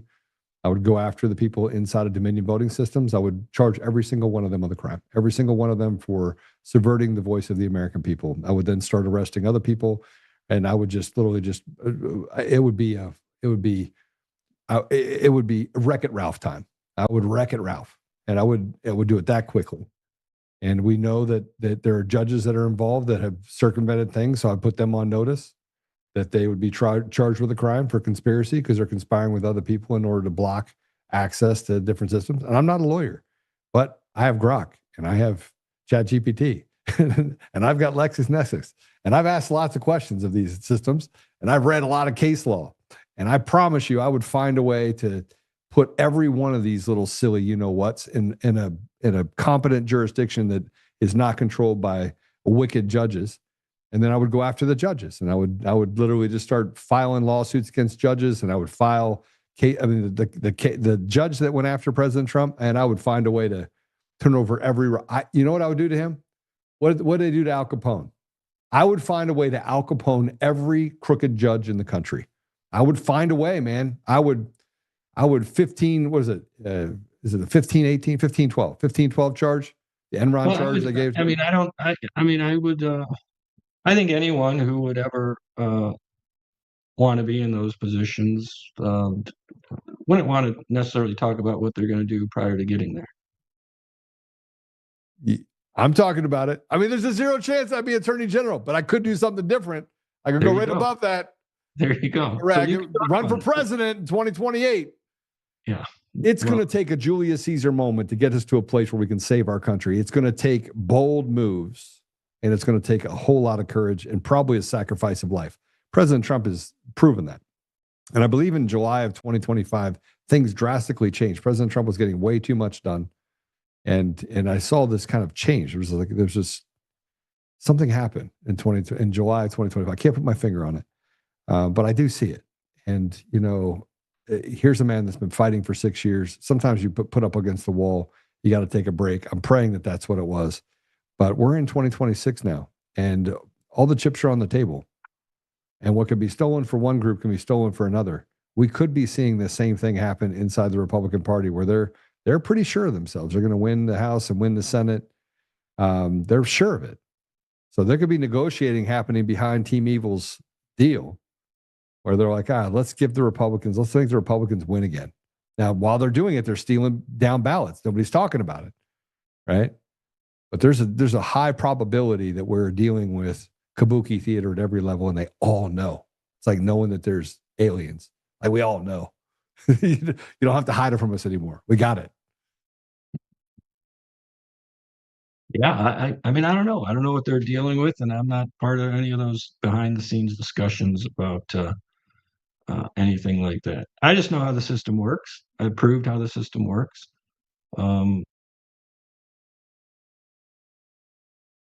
So, what message, and a parting message, what would you want? What would you want people to hear, right? What would you want people to, hopeful or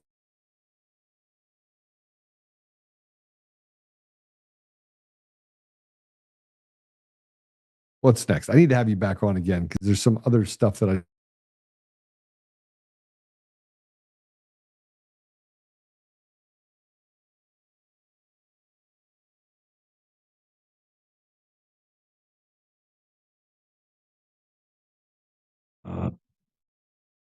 I think if we're going to solve the problem, the people who know how the system works need to be cooperating, and the people who are out there, as I'd say, the fundraisers. There's different categories of people. Let's put it this way.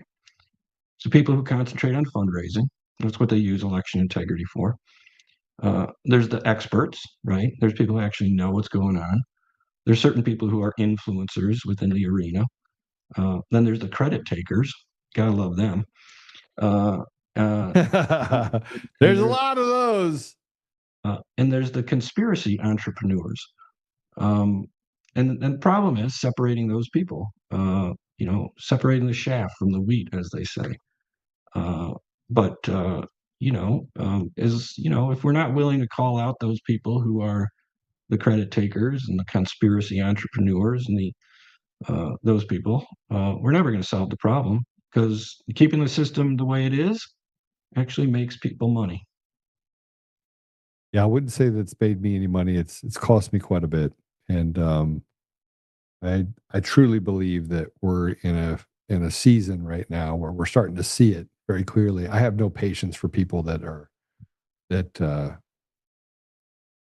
days of the Jovan Pulitzers of the world are over, in my view.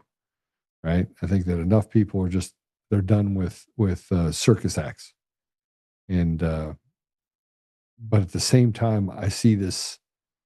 I don't want to give people hope either. I think there's only hope in one entity, and that is in Jesus Christ. And I think that if you give your life to the Lord, then a lot of things become easier to tolerate, but also the fight becomes more palatable as well. I mean, you're built for it, right? The sacrifice you're going to have to take. But I think that there is a certain amount of there is a way out. And it starts with free and fair elections. And the only way you get there is to get rid of the things, chess pieces on the table that have enabled these people to take from us over and over and over again and treat us like institutional slaves. That's my thought. That's my thought. Sure. But, it's not that hard to solve if certain people stop taking oxygen out of the room, talking about things that are irrelevant or don't matter, but only talking about things that help raise them money. Got to get past that. Until we do, we're going to be in the same place. Yeah. Well, I think that we have to get people in the room together that are willing to set aside petty differences or even bigger differences in order to use their expertise and use their superpowers to save what is definitely needed to be saved. And I truly believe, Matt, that God's really going for that. I mean, it's no secret. I mean, I sent you money for your defense, right? And when I sent you money, did they not try to stop me from sending you money? Well, it took a while to get it. That's for sure. Yeah. And we would send it to the bank, and the bank's like, yeah, we can't send it. So I go to another account. I sent the bank. I'm like, Matt, did you get it? You're like, no, I didn't get it. And I'm like, Matt, we sent the money. And it wasn't a small amount of money. It was a bigger amount of money. But it was, the reality of it is they try to do everything they can to create distrust, right? That's, and it's institutional. Would you agree? It's institutional of creating this distrust. Yeah, I think for sure. I was debanked. So I really want to get to a place where we can sit in the same room and use our superpowers. And I think there's quite a few. And I agree with you that a lot of people want to take credit for a lot of things. I'm just not sure that it's as malicious as we think it is. I think it's just a legacy piece for why people are willing to give up and sacrifice much of their life. You've sacrificed a bunch of your life, and you've also stepped back into the shadows and been like, I just don't want any part of it anymore. Right. At the same time, you still have so much to offer and so much to give because you are at the tip of the spear. And so I want to encourage you on my side that I think you should stay a part of the process. I think that there's some relationship mending that I think should happen. And I know that you have no tolerance for it because I have less tolerance than you. But I also believe that you're a forgiving man. You're a man that has done an immense amount of good, not just in the 6 years, but I met your wife. I sat at your kitchen table, right? I truly believe that you are one of the most honorable men out there. And yet the amount of pain that you've gone through, the amount of betrayal that you've faced, I think that would turn any man south, right? And I know it's turned me that several times. So that's my bit of encouragement to you. I love you. I think you're amazing. I've always thought you're amazing. And I haven't always agreed with you. But I've always been on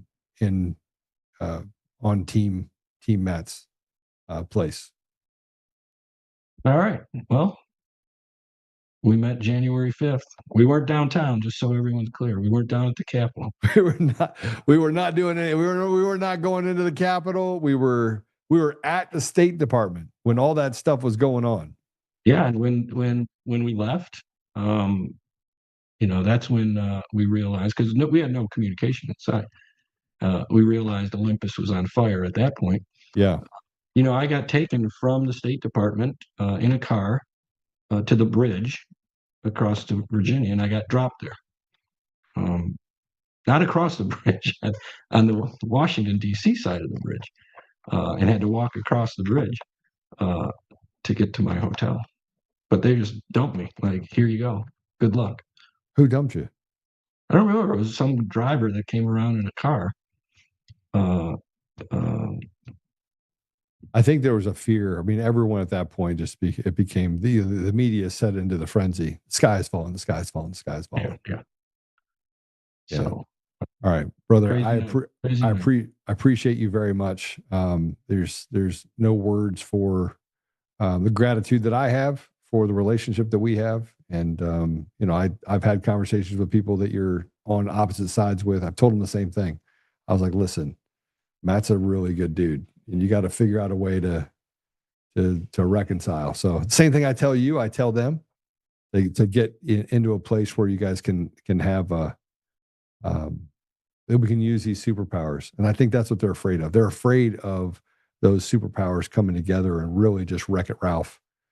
And I think we should walk into President Trump's office like we're Conor McGregor and without the broken leg, and really just kind of show off what we can do.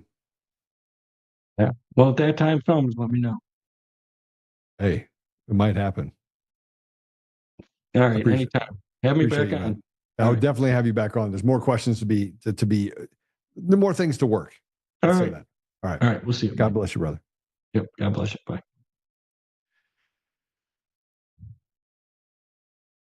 Yeah. So Charlie says, Jovan is why I quit watching Cowboy Logic years ago. I don't even give him any space. Jovan's a creep. Man, you guys have got it. Grifters need to stay sucking people dry. Gammy always gets it going for us.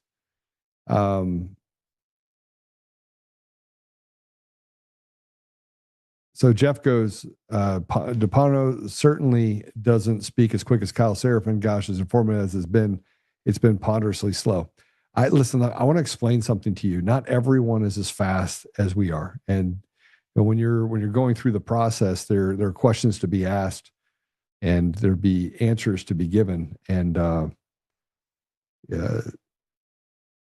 want to take you back to that moment that I made a decision in November.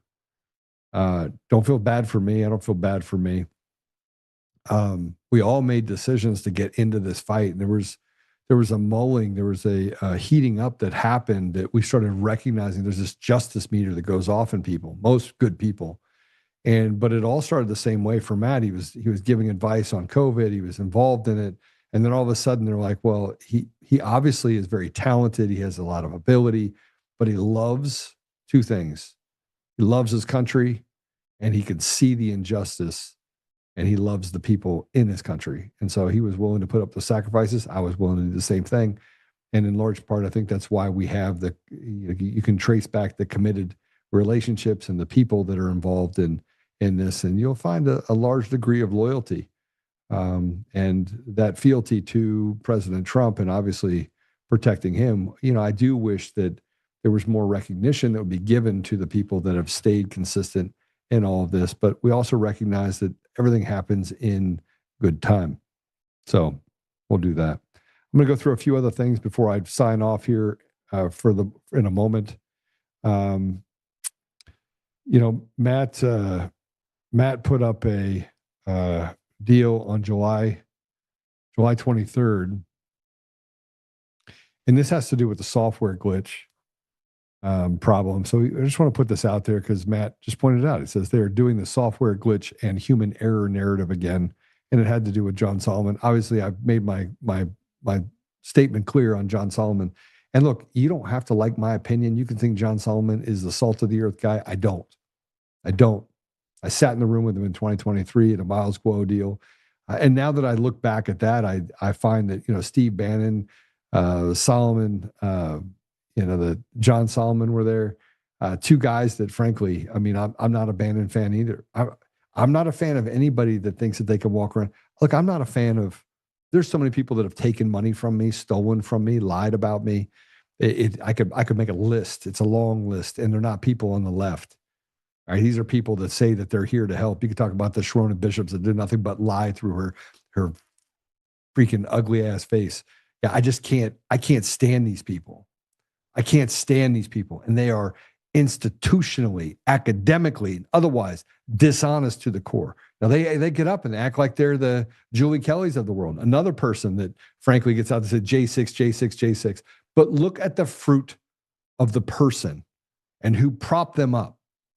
All you have to do is just go through the lineage and go back in time, and you will trace them back to the same rotted individuals that we find disgustingly, obviously betrayers of the people at nearly every turn. Bannon traces back to Epstein. Sherronna Bishop traces back to Lauren Boebert thrown off the island. She traces back to Tina Peters, set her up completely. Traces back to other people that I'm going to remain nameless right now because I'm getting ready to drop a massive bit of a fun circus on someone that happens to be running for governor. The system is filled with filthy people who have never done anything in their life. Not hunters. They're thieves, grifters. All right. Let's talk about something that's not related to that. Let's talk about it's Friday. It's already 5:09. But I want to point out some things really quickly, and we're going to run through this quickly. One, here's Bill Maher talking about the Democratic communists. He thinks that Democrat communists have taken over our country because they're a majority. And that's what I find most disturbing about this is that these retards, he's a retard too, okay, is they can point out Captain Obvious, but they can't get to the core of it. They can't get to the foundation of why it's happening because they're so self-consumed that they can't see the problem that many of us that have been working on it can see very clearly. You want free and fair elections, that will actually get rid of the communists. They'll be gone in a minute. Because nobody in their right mind wants that. It's led to no opportunity for anyone. Even the communists don't want communism. Play it. Let me tell you about the story that liberal algorithms locked out. Her name is Sia Weaver. And if you ask anyone in the blue sky bubble who that is, they'll look at you like a turkey looking up at the rain. But she's kind of important in New York, being Major Mamdani's chief of the Office to Protect Tenants. And since Mamdani's big issue is the rent's too damn high, yes, he stole this guy's act. It's a very key appointment in the most important city in the country, which is also our financial center. It matters that the mayor stands by, and I assume stands with, someone who says things like, if you don't believe in the government's sacred right to seize private property, it's over. Seize private property. Home ownership is racist. Elect more communists. Private property, especially home ownership, is a weapon of white supremacy. Really? Even among the 20 million black Americans who own their own home? But these are statements made as an adult. Yes, for co-eds from elite private colleges, you're only a lesbian until graduation, but the communism lasts a lifetime.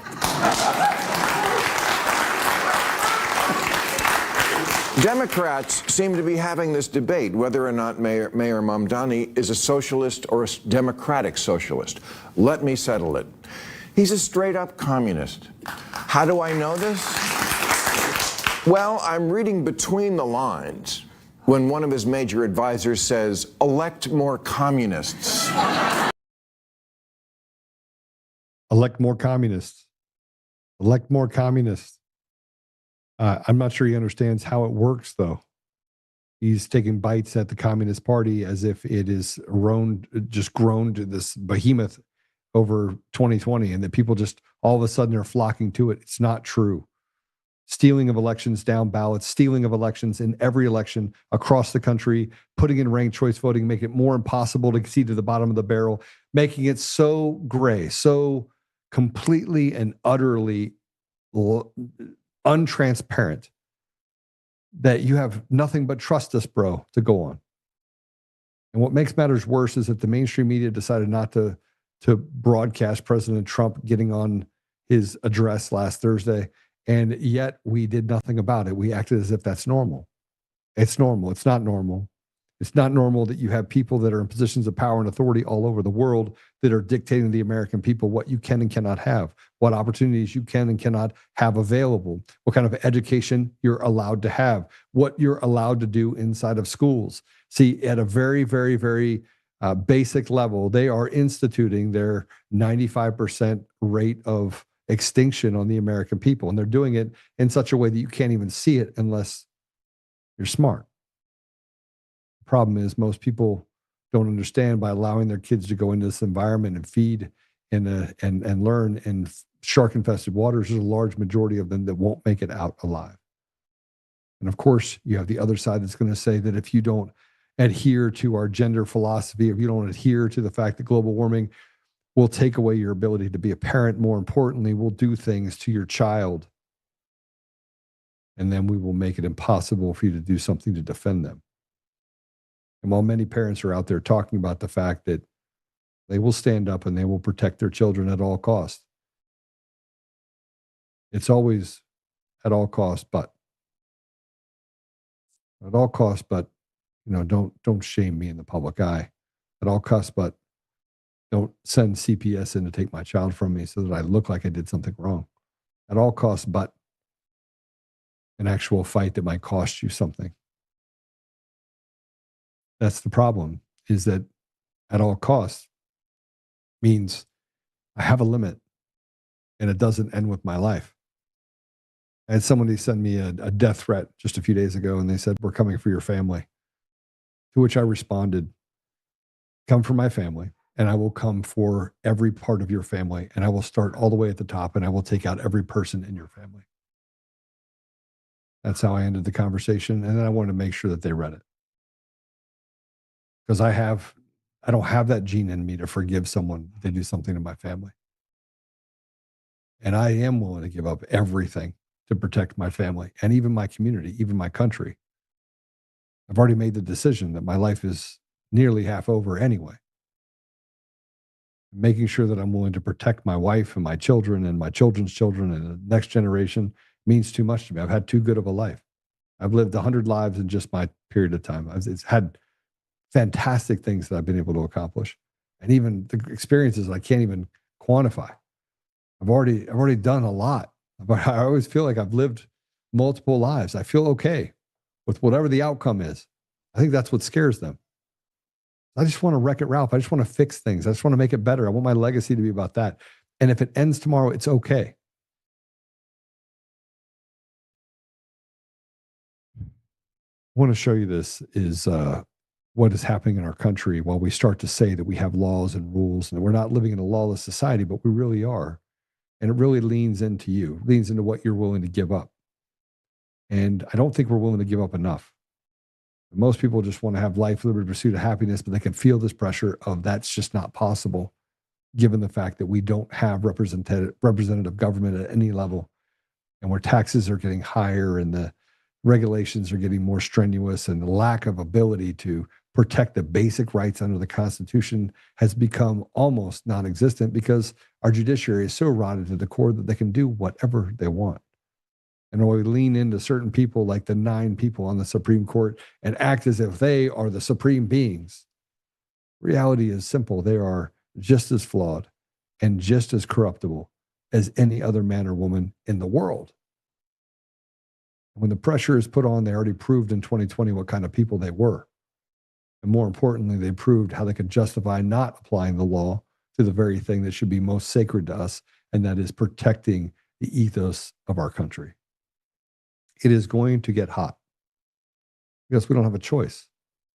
Because the people in these positions of power have already decided that they can take from us what was never theirs to take. And as we go into this weekend, I want you to remember, just because you can go to Elitch's, just because you can go to Six Flags, just because you can go to SeaWorld, just because you can go on vacation, does not make you free. And as you pass by every camera that takes your picture and catalogs it, that this is what you did and this is where you went. As you get online and all of your information is stored and every comment is meant to be forever. As you go on chat groups and listen to bots try to talk to you and are mean to you, but really you try to argue with someone like that and it's futile. But as you walk by your neighbor and never have a conversation, while you do things and you worry about the one thing that you should never worry about, and that is that if I speak, is there a consequence to me saying something that maybe someone doesn't like? Then you are a slave. You are not a free man. You are not a free woman. Your children are being taught to be less free than you. And yet there are people all over the world that have seen this play out before, that have warned us.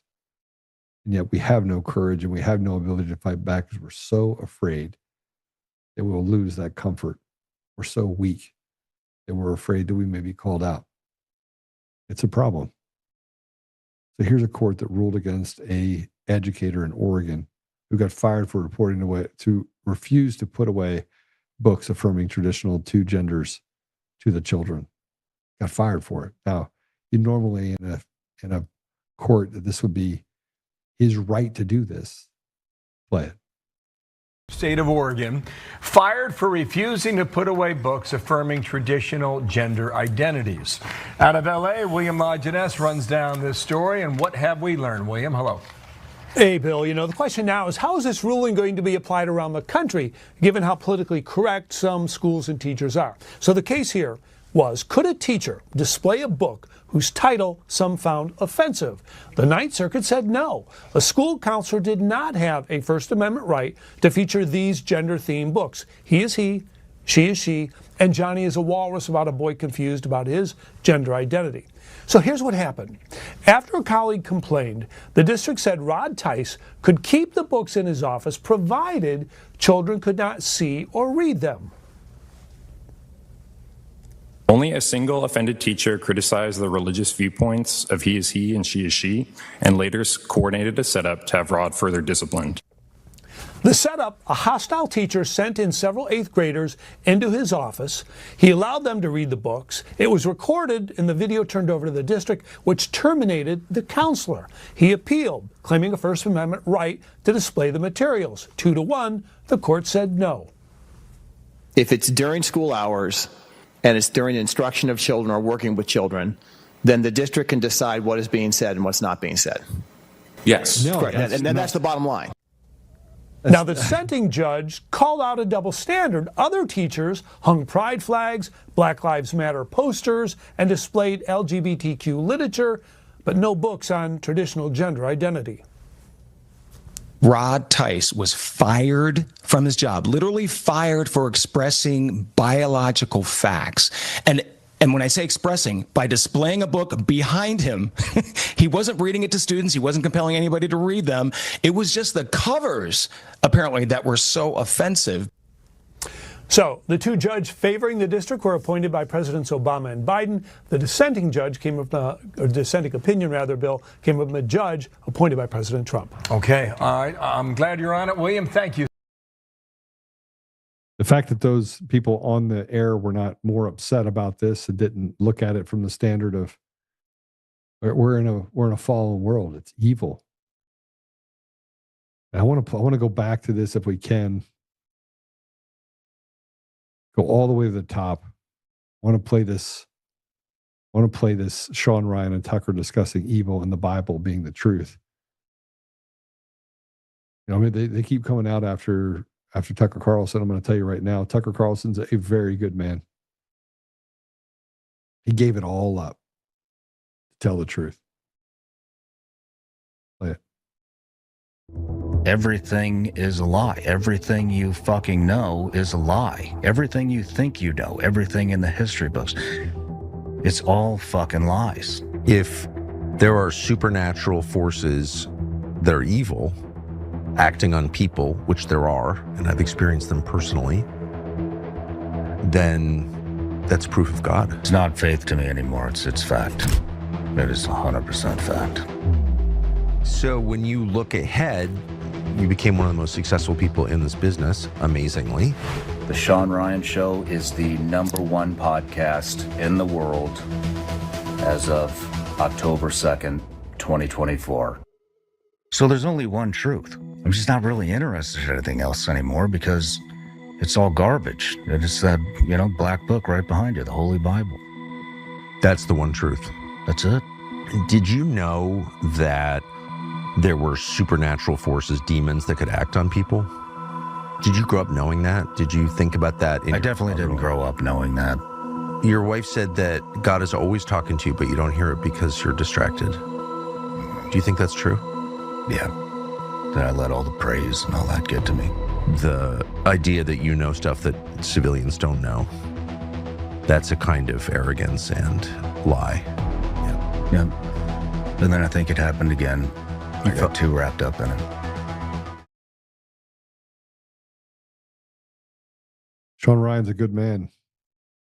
He takes things very slowly. I do want to say this, that I want to give myself I got a call last week and they said, Joe, do me a favor. If you would, can you come on and tell us how you've been able to break the censorship? And part of it is I asked you guys to do the sharing for me. But the other part is that no matter what they do, they can't seem to shut off all the valves that we create. And so we have created all these different opportunities for us to share, and YouTube's been probably the most difficult because we can't get anybody. It's basically we're shadow banned across all of Google, all of Facebook. And yet I continue to just keep punching down. They're like, well, this guy go away. How is he making money? And, he's not pushing any advertisers. And, why does he show up every day? And it's because I'm able to realize that you can't hold the message down if I put it in all these different places. Sooner or later, maybe you will, but there's enough people that are seeking out the information that I'm putting out there that it becomes very difficult. Anyway, we moved up in the ranks. And just to give you an idea of the audience, and I want to say thank you to you. 97.84% of the listeners that we have for this podcast are in the United States. We're in the top 0.1% of podcasts globally.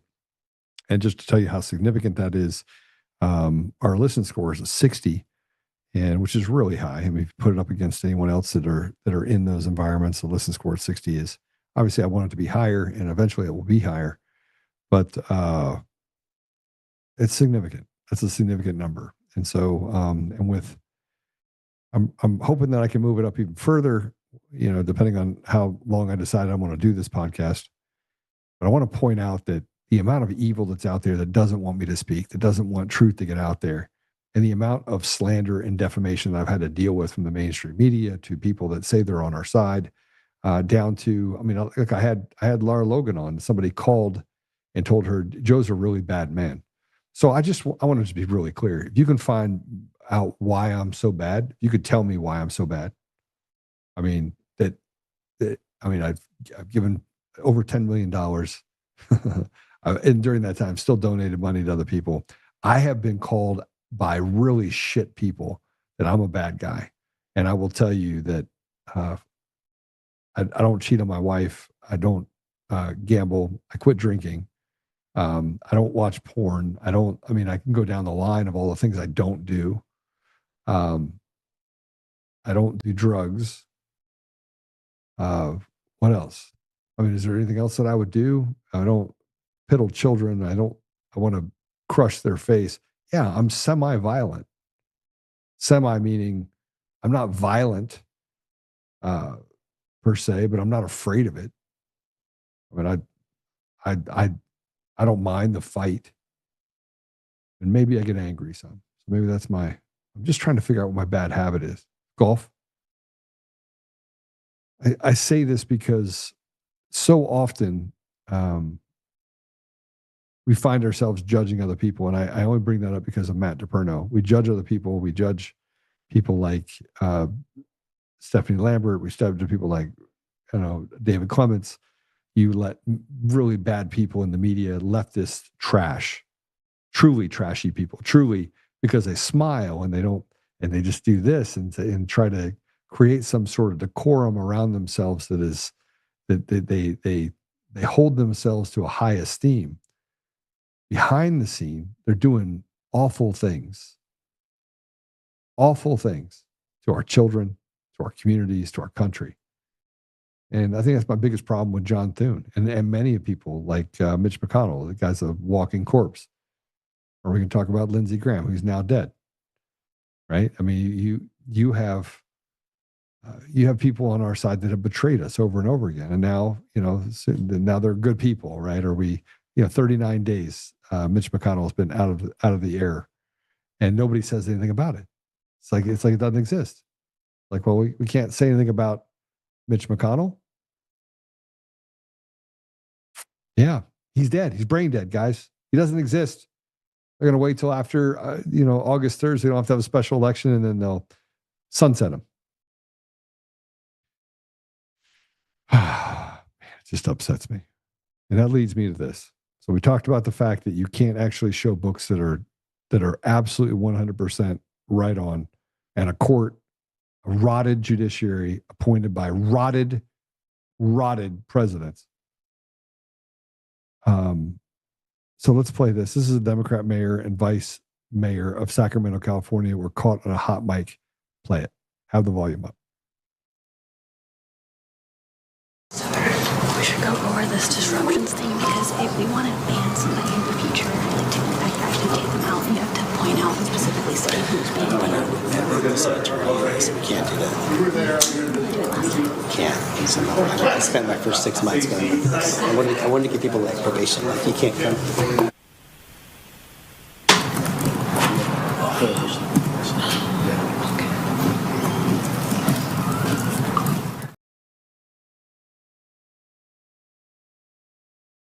Did you miss that? Go back and watch it again. Caught on a hot mic. Knew he was caught on a hot mic, and they knew what they were doing was wrong because they stopped. The one didn't want the public to hear it. The party of inclusion, right? And have you heard about the case of Shiloh Hendrick? The judiciary is beyond corrupt, beyond.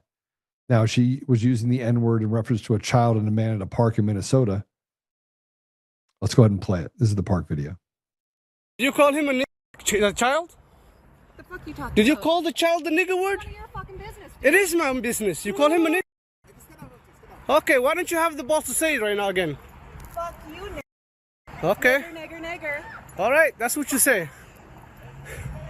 You don't go digging through people's shit, you dumb fuck. Nobody digging into your shit. A little fucking kid just did, you dumbass. That little kid, you call him a nigger? Yeah. The little child? What if he acts like one, he's gonna... Are you about to hit him? You chase him here? He took my son's stuff. So that gives you the right to call the child, 5-year-old, a nigger N-word. If that's what he's gonna act That's like. what you're gonna call him. That's what he's gonna act like. You know, that's a hate speech. And you can be recorded for that. I don't give a shit. Huh. Fuck off. Okay, we'll see about that, what the internet has to say about you. I don't agree with what she said. I don't agree with what she said at all. I don't agree with ever calling a child or at any point that the N-word. And by the way, I've lived in a family where I've had to deal with my siblings being called the N-word. I've had to deal with, being called a niglet, right? Or a half-breed or a reverse Oreo. I mean, I could go through all the names that I've been called that made me want to fight more, that built up this thing inside of me that's like, nah, you want to come for me? Come for me. I don't agree with it. But this is the man who was filming, by the way. He's a illegal. And he was previously charged with raping a 16-year-old girl. Now, I want to show you this post. This is Shiloh Hendrick using words protected by the First Amendment. Gets more jail time than invaders raping children. Ready? This is in the United States of America. This is in the judiciary that you can't dishonor, that you can't deflock the black robe. Fuck these judges. You let a 16-year-old get raped, and she says a word to a bunch of illegals. So let's go through it. Shiloh Hendricks charged faces 270 days in jail for using N-word at Rochester Playground. They had to hunt her down to charge her with disorderly conduct. After the fact, she was gone. Rochester man gets 180 days in jail for raping 2 girls under the age of 9. Rochester man gets 180 days in jail for raping 2 girls under the age of 9.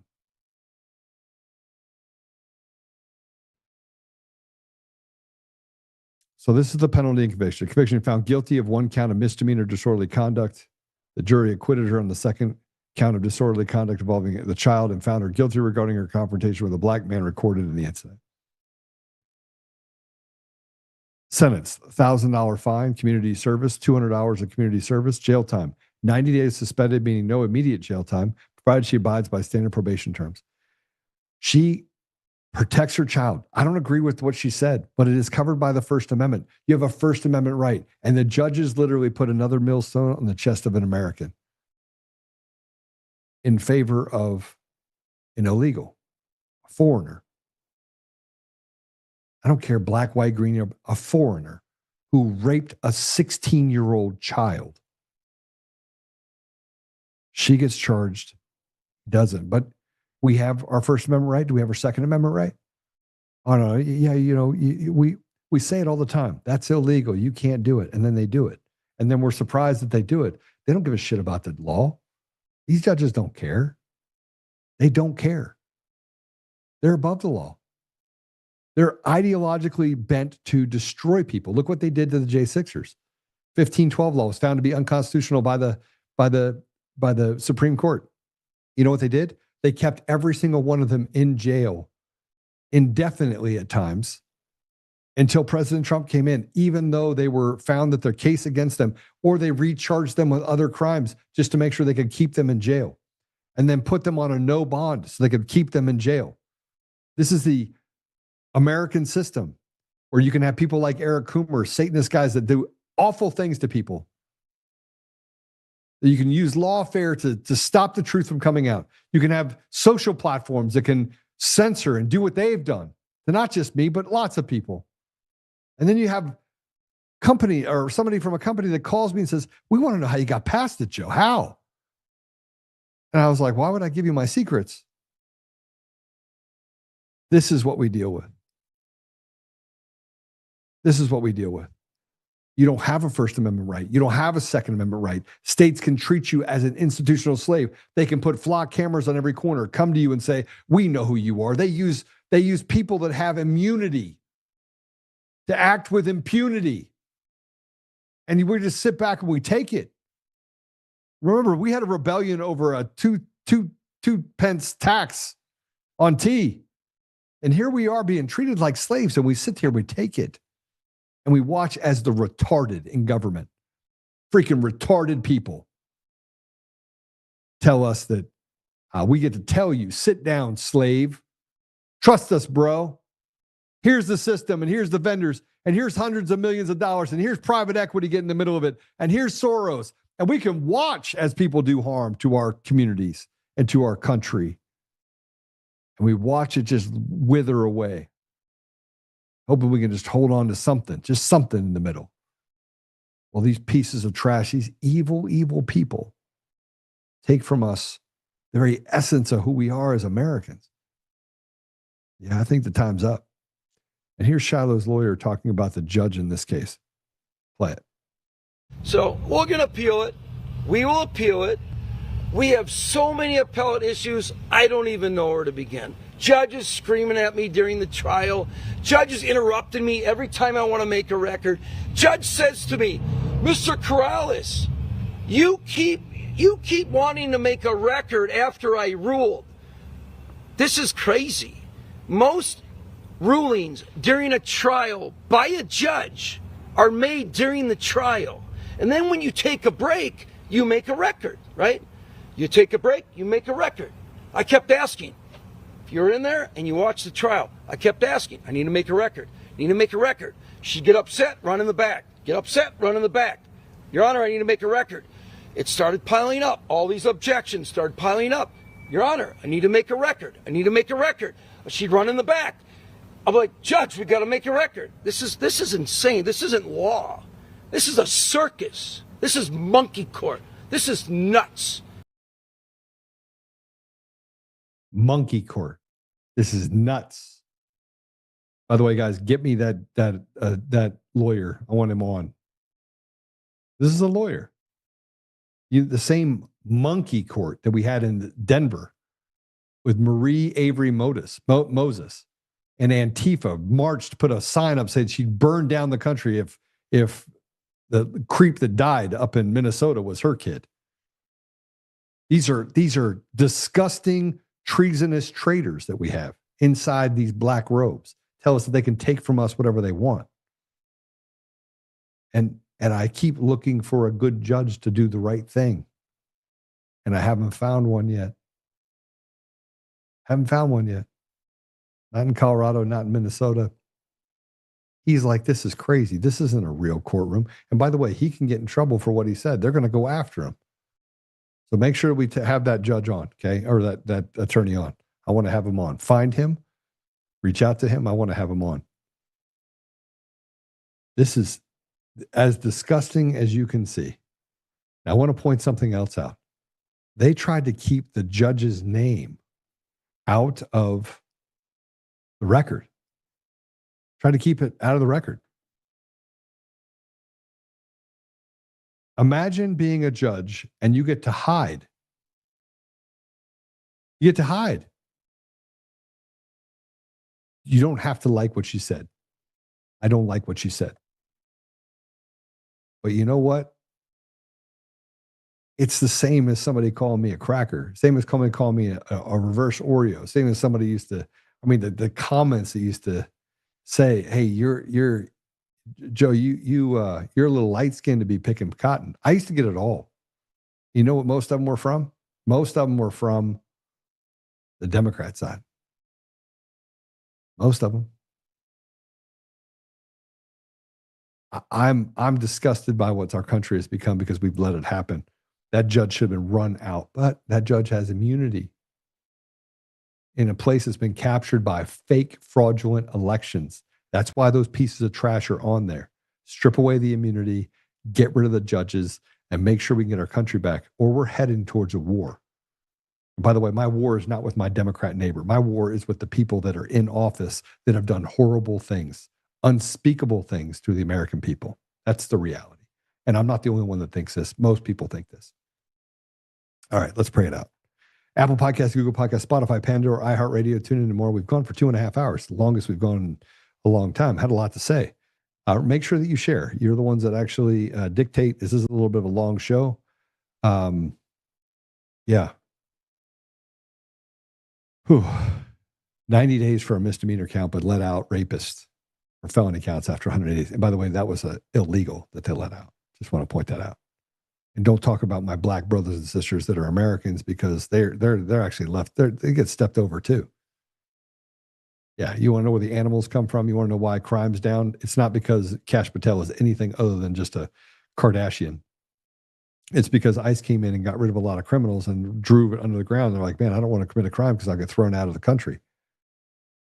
Other than that, we're dealing with that's why crime's down. That's why crime's down. Let me see. Correlation, causation. It works. Susan Rice, it's good to see you. The good Susan Rice. It's really good to see you. I asked for one thing. I asked for you to share. I should have 300 shares, 500 shares, 800 shares, depending on which station you're on. Roku, it looks like we've grown. It's a pretty large group of people. It looks like there's a little over 3,400 people on Roku. That's good. All right. Apple Podcasts, Google Podcasts, Spotify, Pandora, iHeartRadio, tune into more, Roku, Amazon, all the different channels, Facebook. I haven't figured out how to do Instagram yet, but we will. We got a bunch of other places that will be, but you are the ambassadors of truth. You're the ones that share, right? If you had a problem with Honor Bound, I found a glitch where we had a couple of orders that went through for hats and for sweatshirts, like the one that I'm wearing. If you have a problem, please reach out to me. Make sure you reach out to me, joe@untamednation.com. I want to make sure I get it taken care of. I definitely don't want to make it so that you don't get taken care of. So please do not say, oh, I just chalk it up or just support. I don't want that at all, right? I want to be able to make sure that we honor it. So we found a glitch. We solved it, sent out a bunch of stuff today. Please be aware that we want to fix those problems. All right, let's pray. Father God, we see the injustice. We see the evil. And it's not just everyone's starting to see it all at the same time. I'm so encouraged by Dan Holloway and the fact that you reached out and you found Dan. And some of the comments that he said today were just unbelievable. It made me smile first thing in the morning. I hear Sean Ryan. I hear Tucker Carlson speaking about God in such a way that we can follow him. We can follow the words that you have put together with all of these different people in these great books. That is a roadmap for us to live a righteous life. And we know, Father, that we live in a fallen world, and yet we want to restore it. We desperately want to push us to a place where we can have peace inside of our communities and our country and around the world. And we recognize that that's going to take an immense amount of courage. So, Father, I just ask you to give us the courage, give us the wisdom to be able to migrate, to navigate these things. but also just give us the courage to be able to speak truth and to be able to share that truth and to not be afraid of what the consequences will be if we do share it. Help us, Father, to set aside petty differences. I ask you to put a blessing over Matt DePerno, to bless him with the ability to forgive. It's one of the most difficult things for me. And I know it's difficult for him. I ask you, Father, to be able to draw him into a group and that we can create a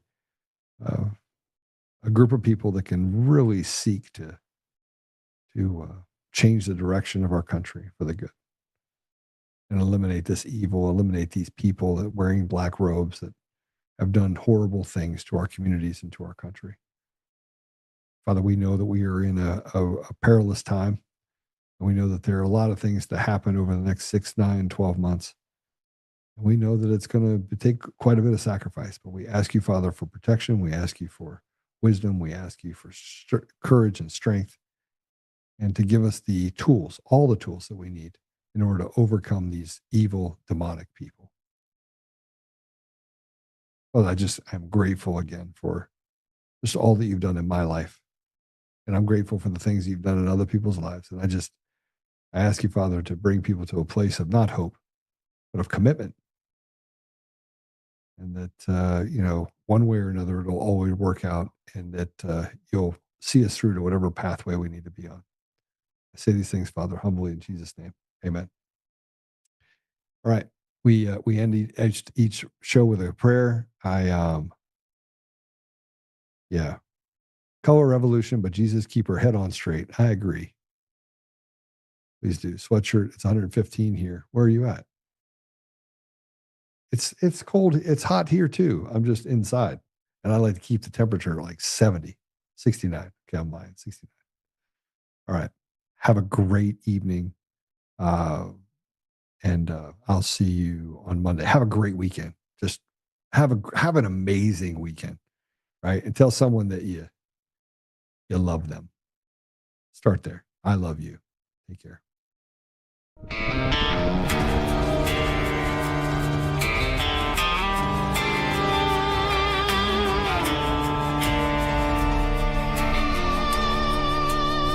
Rise up untamed, in the heart of the fire where the wild ones roam. Oltmann's calling, bringing truth back home. From conservative daily to this untamed fire, we shatter the silence, lifting spirits higher. No chains can hold us, no lies can prevail. Authentic and fearless on this rugged trail. Patriots gather under stars and stripes. Untamed nation, igniting the night. Untamed nation, let the truth roll out in this land of the free. Standing proud from sea to shining sea, we won't back down. Catch the fire, wear the crown. Untamed nation, it's our battle song, motivating hearts where the brave belong. Yeah, untamed and wild, forever strong. Play it again all night long.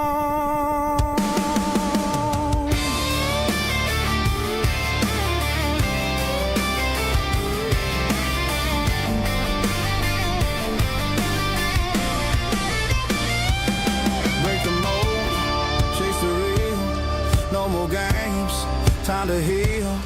Joe's voice leads the untamed crew. Truth matters through and through. Untamed nation, let the truth roll out in this land of the free. Standing proud from sea to shining sea, we won't back down. Catch the fire, wear the crown. Untamed nation, it's our battle song, motivating hearts where the brave